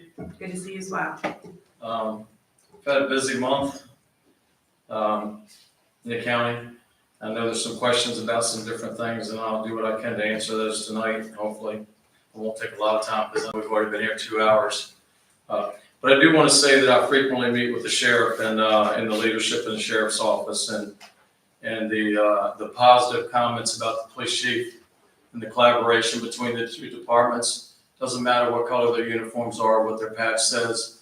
They work very closely together, and it's been very positive comments, Chief. And from the parking to the traffic control to everything where the sheriff's office and state has assisted you, I think it's been very smooth and it's been very positive. So thank you for your leadership. Thank you. As you may know, Madam Mayor, there was a Board of Supervisors leadership change recently. After much discussion by the Board of Supervisors, there was the decision made to reset back to what the leadership was in December of last year. So until January, the leadership will be, Mr. Fisher will be the chairman again, and I'll be the vice chairman moving forward for the rest of this year. So hopefully that will calm some things down. That's been, a little rough for the last few months, and we're moving forward, and we look forward to working with you, and we look forward to finding a new county administrator in the very near future. Donna Cogswell is the interim county administrator. She's working on numerous projects, and there's some things that we'll probably have to meet with you hopefully shortly when it comes to the rescue squad and the EMS part of that. Sue Jones, the treasurer for Westmoreland, was at our meeting and announced that 98% of real estate taxes have been collected and 90% of personal property taxes. And requested that we approve that she post that on our website, the delinquent taxes, as well as a hard copy being put in all the libraries, which was approved. The MOU between the county, which came about in June, that's when it went 24/7 with EMS being here in the squad building, has been seamless. I meet with Chief Byrd frequently to discuss this, to keep this at the top of the agenda, to make sure that we keep this moving in the direction it's supposed to be moving in. And he's not shocked, and I'm not shocked at what the response times have been. What a benefit that has been to life-saving here in this town with that unit being here 24/7. He shared with me that the volunteers in the squad have worked all over the county.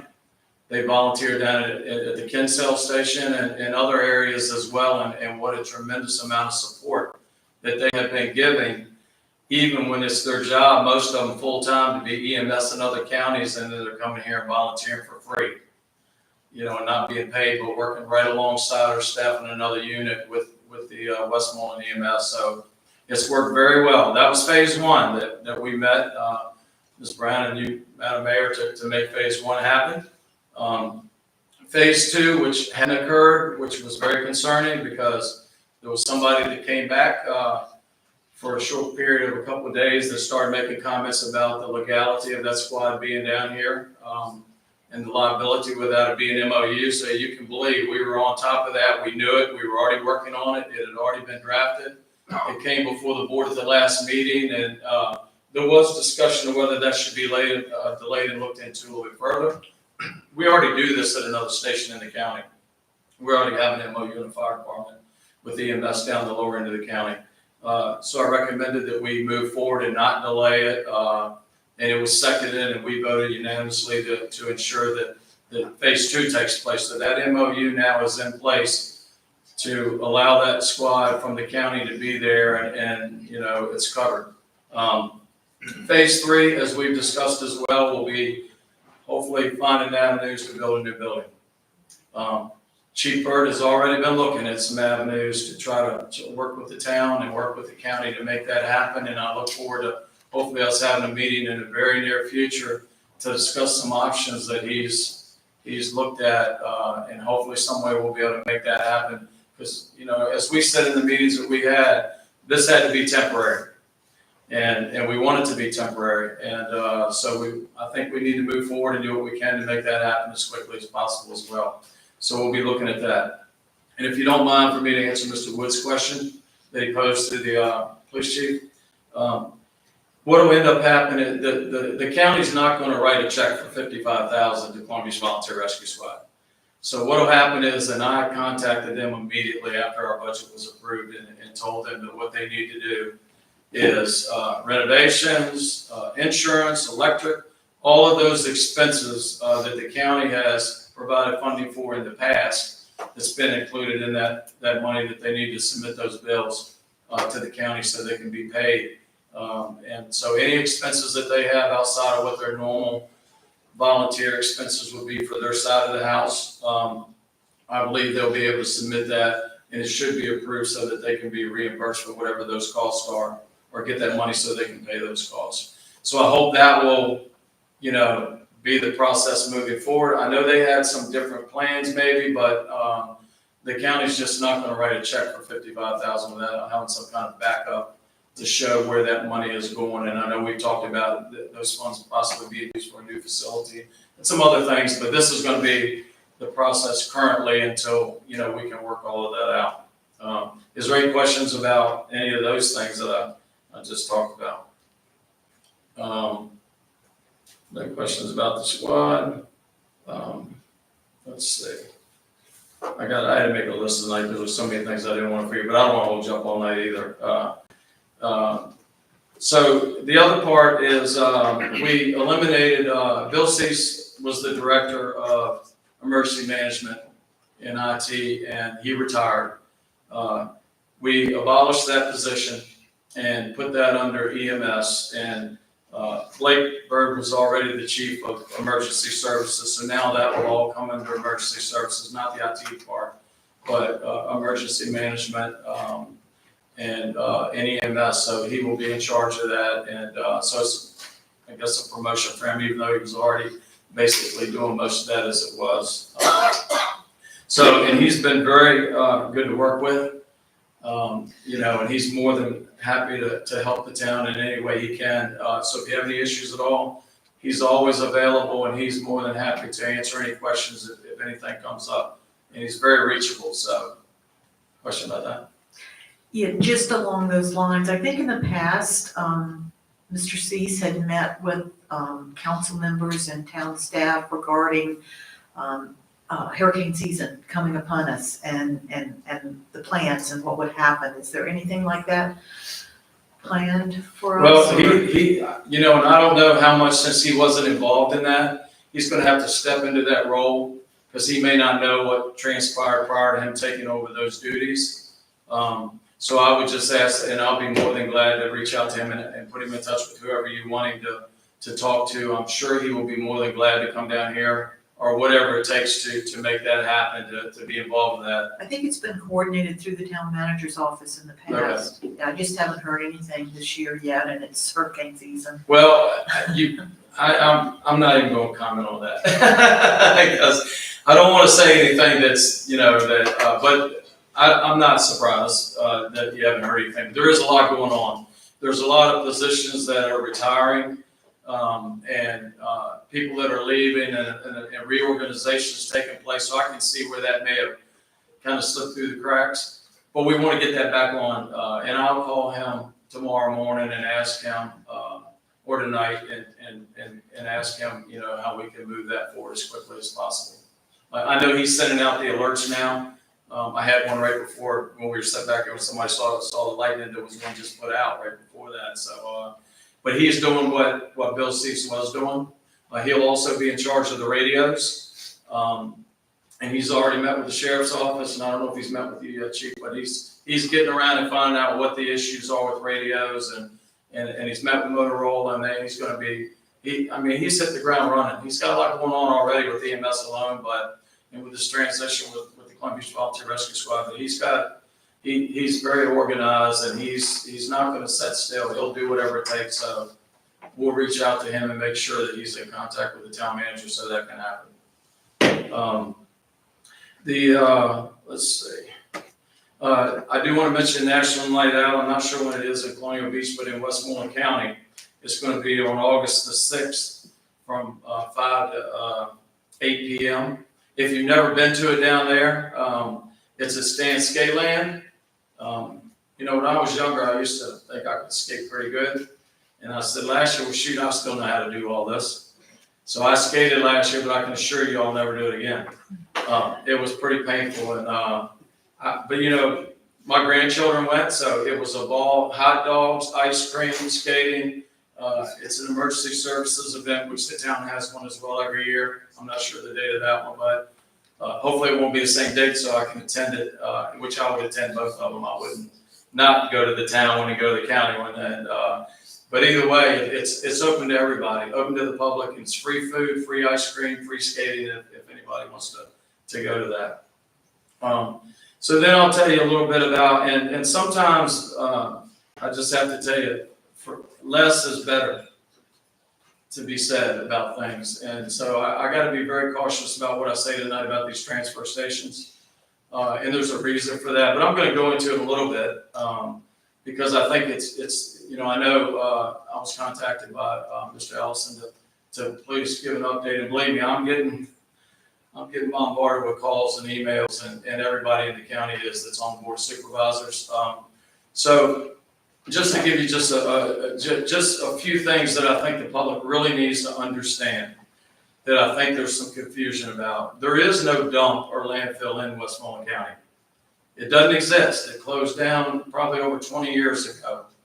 There's a transfer station, which they call it something else, some site in Monroe Hall. And there's one over at Carmel Church at the other end of the county, and there's one in Montrose.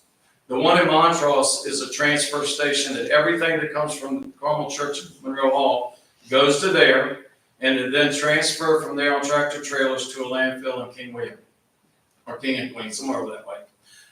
That's owned by Republic, or run by Republic, who is the company that we have a contract with to do the hauling and do our trash service. So about a year ago, the county administrator came to us and said, we're $750,000 short this year. And, that was shocking that, what in the world happened. And so I recall asking some questions about it, and somebody reminded me today that one of the comments that was made was the fact that people from Fairfax must be bringing their trash with them now when they come down here. Because there was a lot of people coming from Northern Virginia down here, during COVID. But that was what it's in the notes. That was the comment. So let me tell you this, though. The county pays $63.06 for every ton that goes into that transfer station that comes and is charged to county accounts. Colonial Beach is one of them that has the charges to the county account.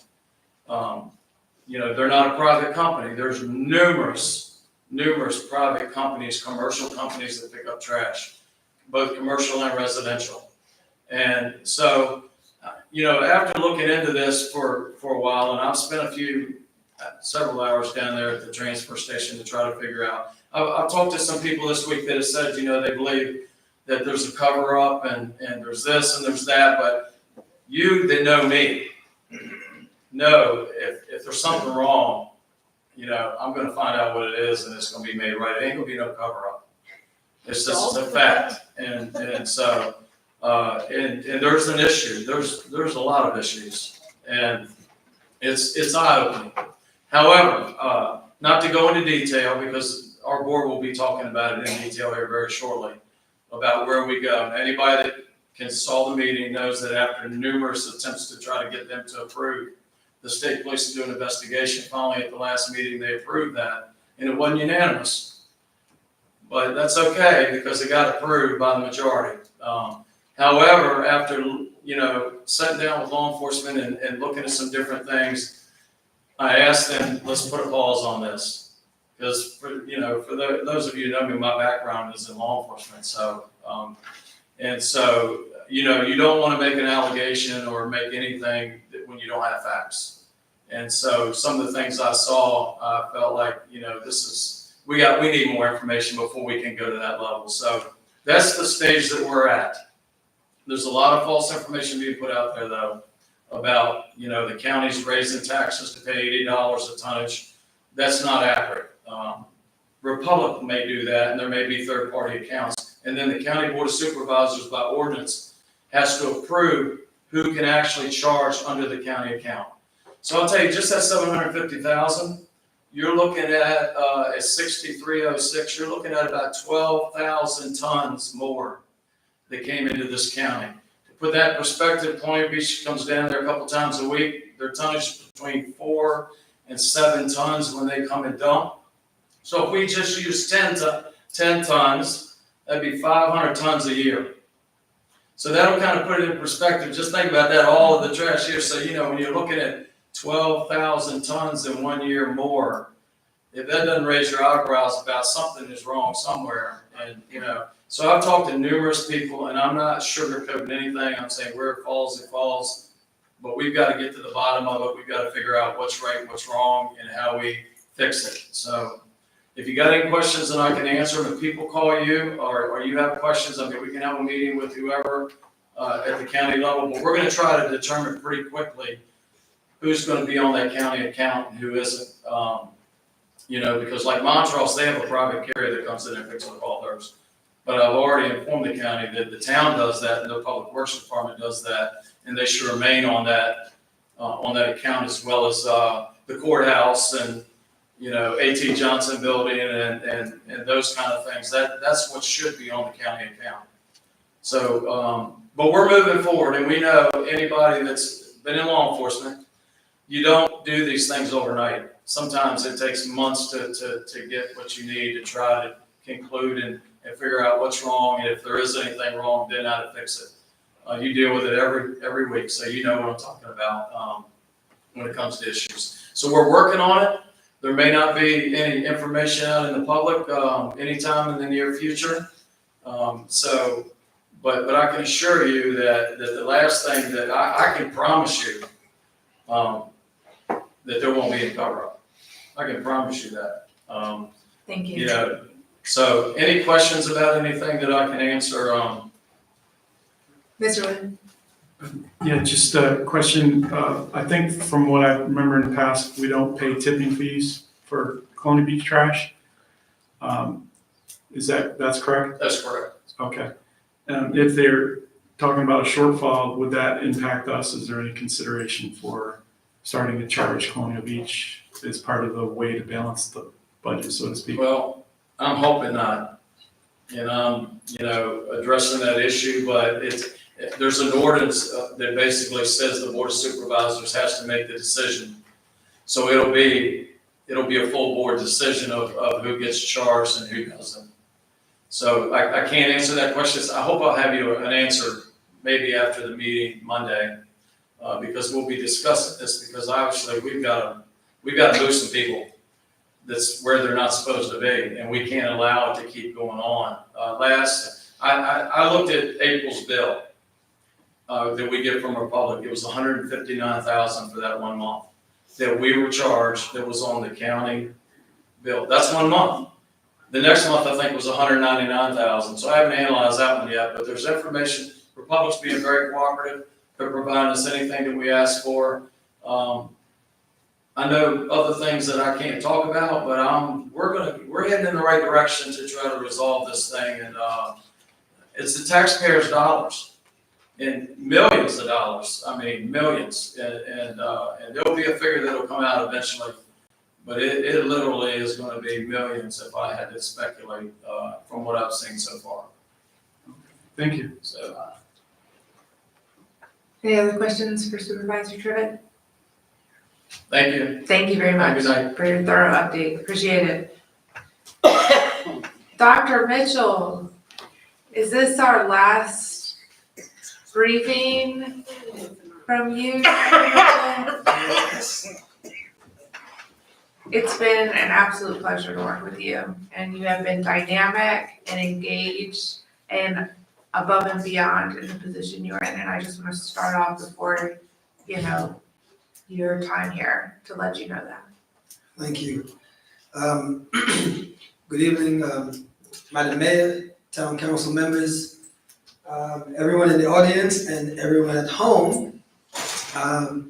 Just a couple of quick notes I want to share with you.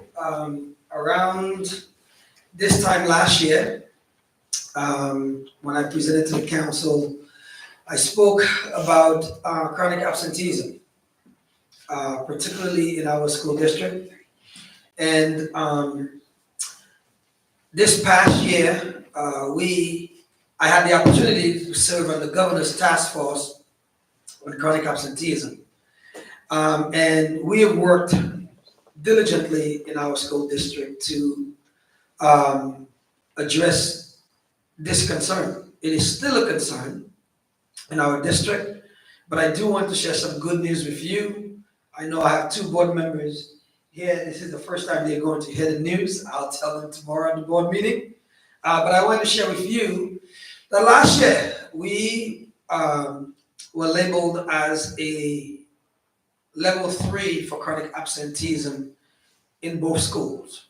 We were level 1 the year before, but we made some changes in terms of accountability, and that drove us to a level 3. And I want to share with you tonight that preliminary data, and you'll hear more about it in the future, on chronic absenteeism for the state have put us back at level 1 for both schools. So just got the news today. I wanted to share it. I was in New Kent all day, so I lost my voice. I did 2 presentations down in New Kent, and one of them was on chronic absenteeism to a group of principals and division leaders. And I shared our data because it's a true testament to the people who work in our district to make sure kids are in school.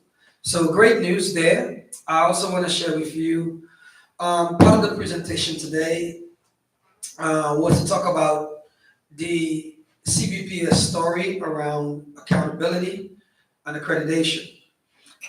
You will see in the future, once it's all public, but preliminary data shows that as a division, both of our schools will be fully accredited. Our elementary school in particular, except for science, is all green.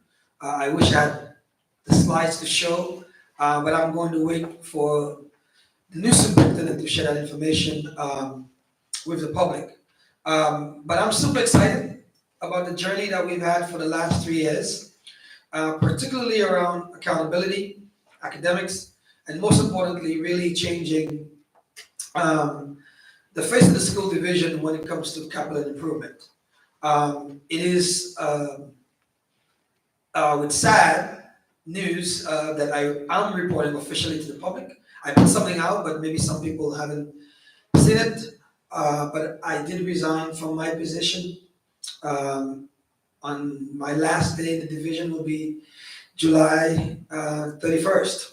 I will be starting a new position as superintendent in Spotsylvania County Public Schools on August 1st. People have asked me too many times that I could remember the last couple of weeks, why such a move? And there's never really an answer. But what I can say to the board members in the room and to all of you who were on town council when I first came and all the new members, I am very thankful for my time, my tenure here, the things that we've accomplished. There's still a lot more to do. I have asked the board to really, whatever we do, to keep the momentum going because we have some major projects that we're working on, and I would like to see that continue and come to fruition.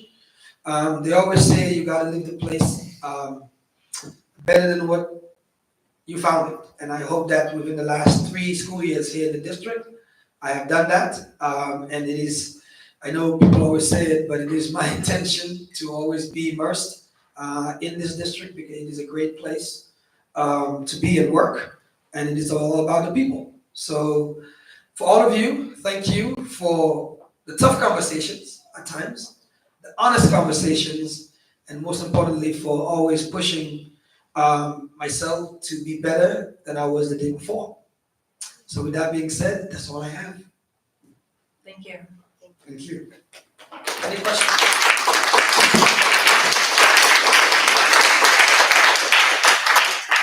I'll take any questions if you have it. I probably don't think you do, but you're running late. But if you do, I will take any questions. Any questions?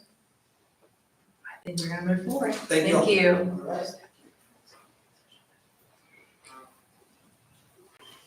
All right, next up on the agenda is public comment. I know we have a couple emails in, let's do the in-person public comment first. There was up there, I don't know if she picked it up already. She picked it up, but I'll call for audience too. First up is Joyce Gunderson. I'm gonna jog on my so-called, gosh. Good evening, my name is Joyce Gunderson. I know y'all get tired of seeing me, hearing me, and the whole bit, but that's okay, I don't care. First off, I wanna say one thing. Do y'all know that on 912 Bryan Avenue, the ospreys were abandoned this past week? Does everybody know? My gosh, this is what some of the yumminess we should be talking about, okay? The guy came and what a great thing. We're all about ospreys and that's fabulous. Okay, next thing. I have done needlepoint projects back here for 30 years. I'm working on different ones every time. I have lived through Lincoln Avenue, I'll bet you for 25 years at least. One of those properties was mine. I've lived through it. None of us are gonna give that property up, and it's been going on and on and on and on and on and on. Good luck to letting talk to anybody on Lincoln Avenue. I don't think that's gonna happen, but so we have been working on it, Natasha, over 25 years, so having said that. Okay, y'all know that I am a party animal. I mean, I've got more fun and life goes on. I'm gonna say one thing, and y'all are gonna say, she has lost her mind. But sometimes you think things and you say, I'll never say that in public. I'm gonna say it in public and say, do you think we spent 45 days, we had Natasha and Lisa with a pencil trying to do detail, take away 50 cents, take away 75 cents, trying to balance our budget. Think about where we could save money. Well, I've got it. Those fireworks and that whole mess, and I heard Vicki say it was lovely, and the fireworks were. But do we have to entertain King George, Fredericksburg? Do we have to entertain everybody? Why can't we entertain the people that pay our taxes? I know there was extra money for the police. Chief just said, what a craziness. And we had the Virginia State Police, we had everything. It's not gonna happen overnight, but maybe we don't need to have the fireworks. Potomac Festival, we have them for 30 days before that, and we do that through the chamber. We have a beautiful presentation, but I have talked to many people in the last few days and said, would you come still without fireworks? And they were like, no, we love the fireworks, my friend. We love the fireworks, we love them. Well, would you love the fireworks if it raised our taxes, if we didn't balance our budget, whatever? Let's just kind of think down the road, if we have to have such a madhouse here on the 4th of July with fireworks. I was out all day long. I was selling chances for the foundation, and I was doing the carp. I wanted to talk to people. I talked to the craziest people that were here. They came here, they bought a $15 pass from Riverboat, and they sat right there and used 2 picnic tables all day long. I watched them from 9 o'clock in the morning, and I went and chatted with them. They said they were proud to tell you that they didn't have to spend one thing in town besides this $15 that they paid to Riverbud. As I was leaving at 8 o'clock, people were pulling in there near the hotel. I said, hey, y'all gotta pay parking, because Adam and Lori were at the other end. And me being a busybody, because I'm all about Colonial Beach, hey, y'all gotta pay here, because y'all gotta pay. Well, ha. They said, we're not paying a thing. I said, you go to that meter right now. I get to the parking meter and the joke's on me. It says parking 8 to 8. It was 8:15. So they were like, I don't know who you are. And I said, I'm gonna tell you who I am. But I'm saying, so we didn't get any parking meters at 8 o'clock. So just, y'all are gonna go. Maybe we don't need to have that crazy mess next 4th of July. I know I got y'allers going, God, but sometime y'all are gonna say, maybe she's right, maybe we don't need it. And we've gotta be concerned about everybody that's buying a $400,000 house here, not who's coming in.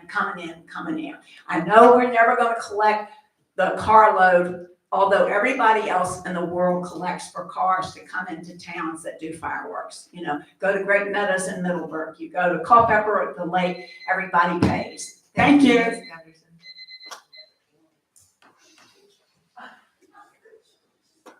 Next up is Ken Hilbium. I think I saw Ken leave earlier. Mr. Hilburn?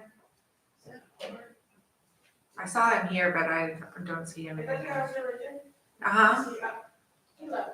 Yeah. No, not him. Someone else right there. Yes, Nisha. Thank you. I'll talk for him. All right. That's it for the people that signed up, if you wanna ask if anybody has comments. Sure, yes. Anybody else that'd like to speak at public comment? Welcome, Mr. Knuckles. Name and address for the record. Thank you very much. Good evening, Will Knuckles, 204 Monroe Bay Avenue, Colonial Beach. We'll start with topics that have been on the agenda for tonight. One was public safety. I would first like to commend our police force because I think we get more transparency out of them than I see from any other department in town. I applaud that. I just wish there was one thing that you could subdivide. The part that's about parking violations, if we could list that out between the differences in parking meter fine violations and things that actually relate to public safety, like you're blocking a fire hydrant, or you're parked in a fire lane, or you're actually blocking egress on the street. If we could split that out in the reports, I think it would help people understand better how much of this is just failure to comply with parking meters and how much do we have other types of parking problems in town. Because right now when it's aggregated, it's kind of hard to tell. Next back to the finance piece that we had a report on earlier. So although they, sort of were pushing this off and going, well, we haven't gotten all the bills in, we're sitting on, according to that report, more than $1 million extra. We just spent a ridiculous amount of time fighting over like $2,000 here, $5,000 here, and then said we had to actually raise taxes because we needed these actually small amounts to actually be, covered to actually be able to balance the budget. So I'm hoping that as more of this information comes in and invoicing comes in, and by the way, even though the invoice hasn't come in, unless this is for people sending us bills for work we didn't ask for, we should know how much the bills are going to be. This is not rocket science version of accounting. This is pretty basic stuff.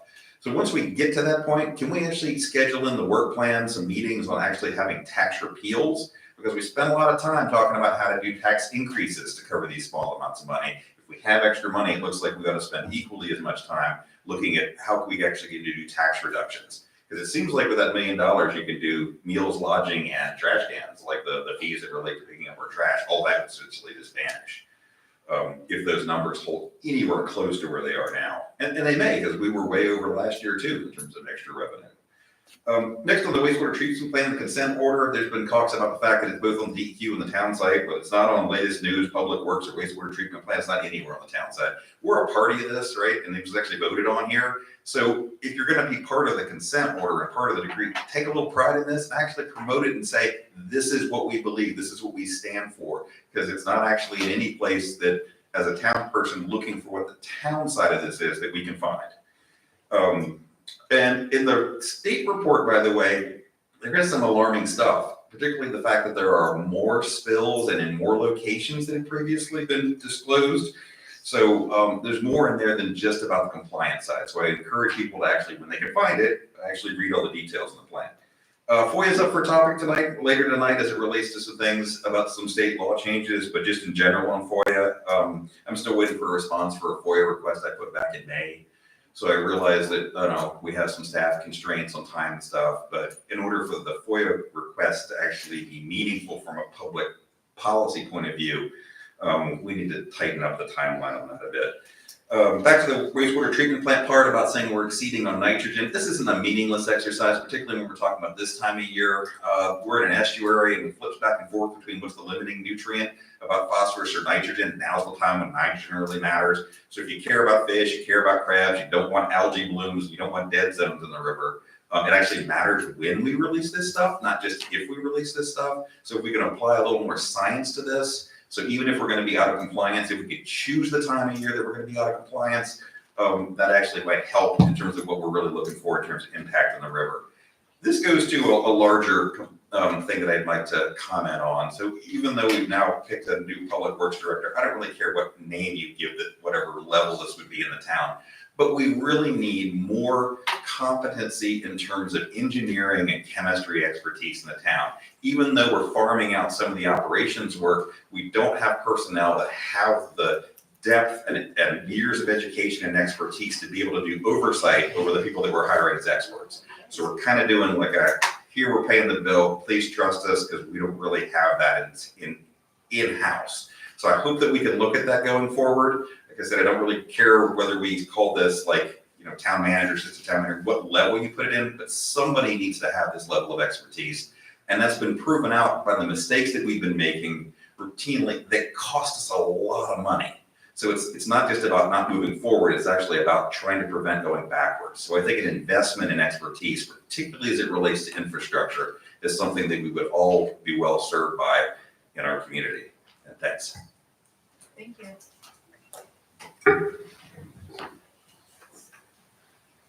Heather, you want to, is there anybody else for public comment from the audience? Okay, we'll move to the email readings, please. I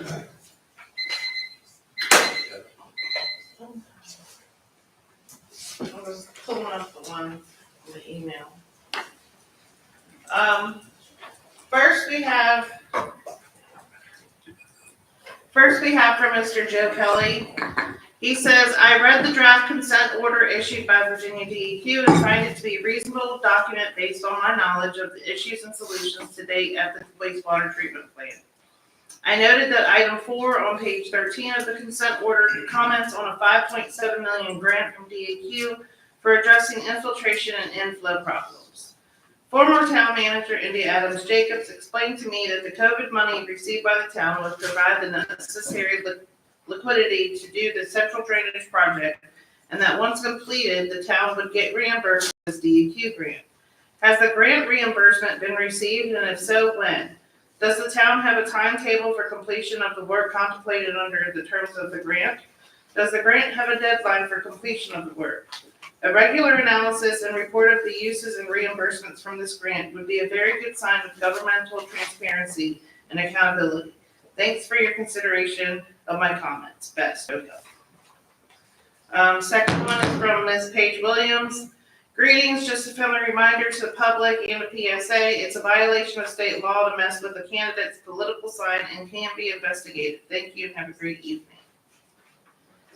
And then finally, this one comes from the Miller family on Irving Avenue.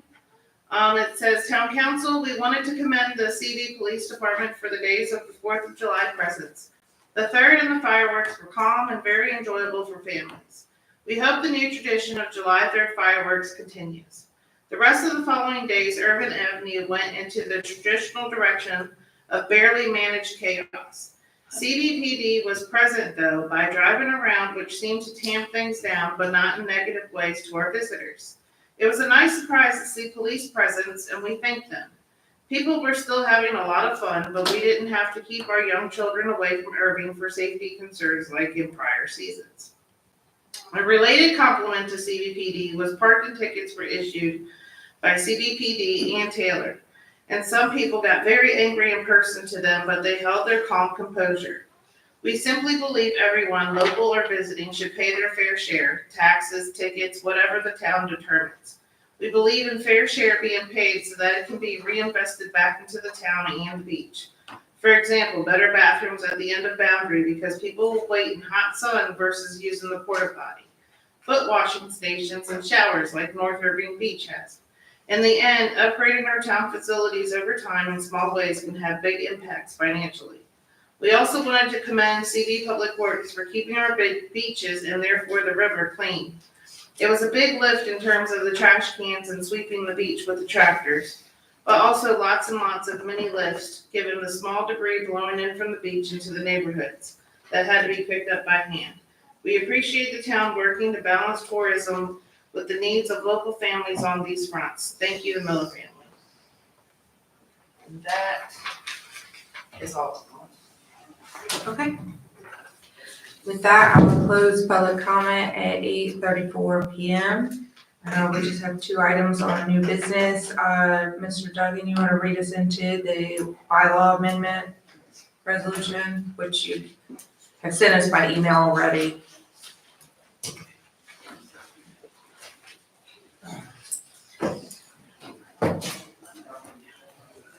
Good evening. This is mainly to update with the Virginia code changes on July 1.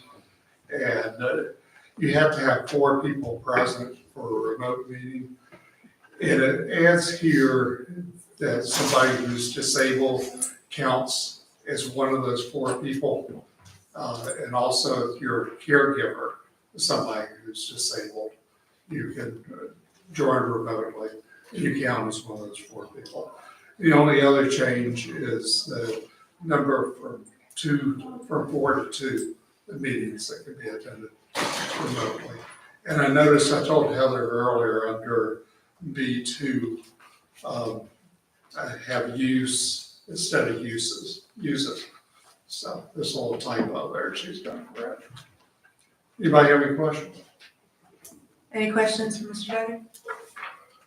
Okay, can I get a motion to adopt the amendments to the bylaws to conform with the new state laws? So moved. Second. Okay, is there any further discussion? The changes were very minimal. Yeah, okay, all in favor? Aye. Any opposed? Okay. Next up, the RFP for engineering services, Ms. Tucker?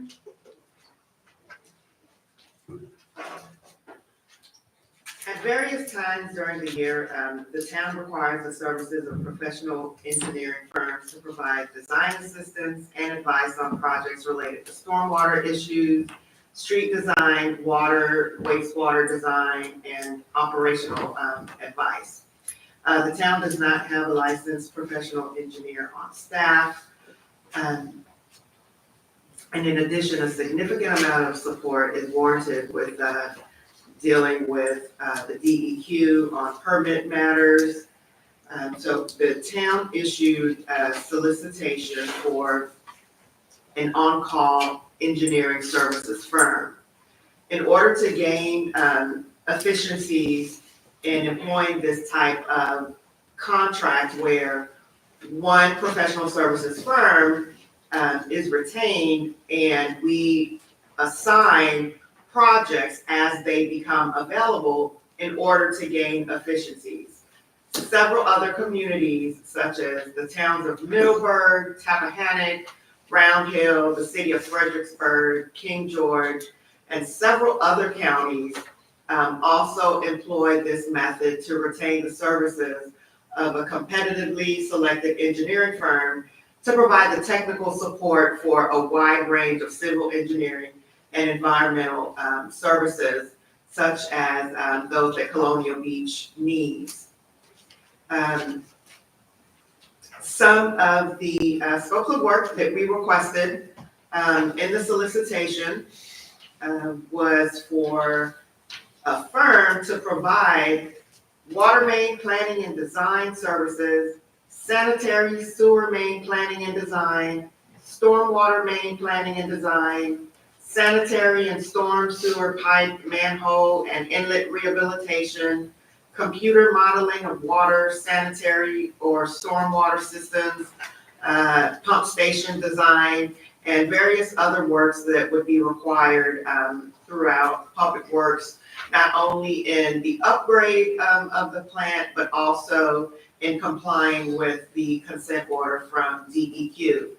We also anticipate that once we have contracted with this engineering firm, that they would be able to supply work for other departments as well, such as that from our Parks Department. We received 2 responses to the solicitation that had an advertised deadline of June 25th. The 2 responses that we received were from Bowman and SDI. I'm sorry, Bowman Engineering and SDI. There was a selection panel of 5 members who reviewed the responses that were received, and they were brought in and they provided a presentation to the panel members. On-site interviews were conducted and the 2 firms were rated on various options. Bowman has a wide range staff, including street design, stormwater, grants writing support, and program knowledge. They've established experience with the town's utility system because we employ them in our emergency procurement to help when we first enlisted a contract with Bowman. During the discussion, Bowman provided creative responses to resolving the town engineering issues that the town faces. They were highly responsive to our requests during the consent order process and also in dealing with other regulatory requirements. In comparison, the second-ranked firm, Sullivan, Donahue, and Ingalls, SDI, while providing good service to the town in the site plan review process, they did not provide strong credentials in wastewater treatment plant operations and design, project management and grants writing, and interaction with and knowledge of some areas of the regulatory process. So before you tonight is a request for town council to agree to allow for me, the town attorney, as well as the interim assistant town manager, John Anzavino, to enter into the negotiation phase of a fee proposal with Bowman, who experienced a far superior range of knowledge in the engineering and wastewater treatment plant knowledge. So we are not coming with you with any costs tonight, as that would come at a later time after we have negotiated a fee proposal with Bowman on various projects that the town would need, primarily those that have been identified in the consent order. Okay. Is there a motion to approve the RFP for engineer services? So moved. Is there a second? Second. Are there any further questions to that? I saw, okay, Mr. Wood first, and then I saw Mr. Williams, and then I saw you, Kenny. Okay, so, a couple of questions. First of all, is the advantage of doing this all as one as opposed to doing it ad hoc? Is there an economy of scale?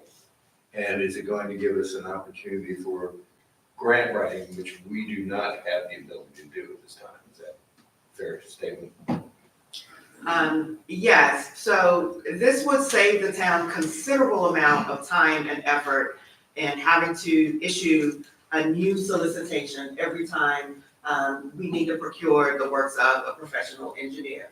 It takes staff approximately upwards of 40 hours just to research the scope of work, put together the packet, issue the solicitation, and then waiting for the requisite time frame, reviewing the responses once they're received, and going through the selection panel. So it cuts down on time a great deal by employing this method. as well as some of the grant writing options that they also could potentially assist us with as well.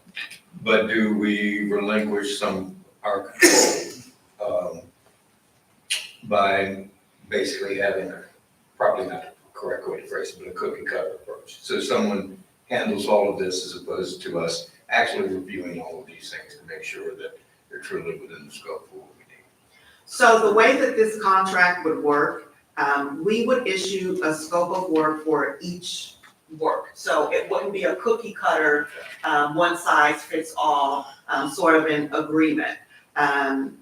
For example, with the I&I testing, that is a scope of work that could potentially, we could give to Bowman, and they would give us a fee proposal for that work.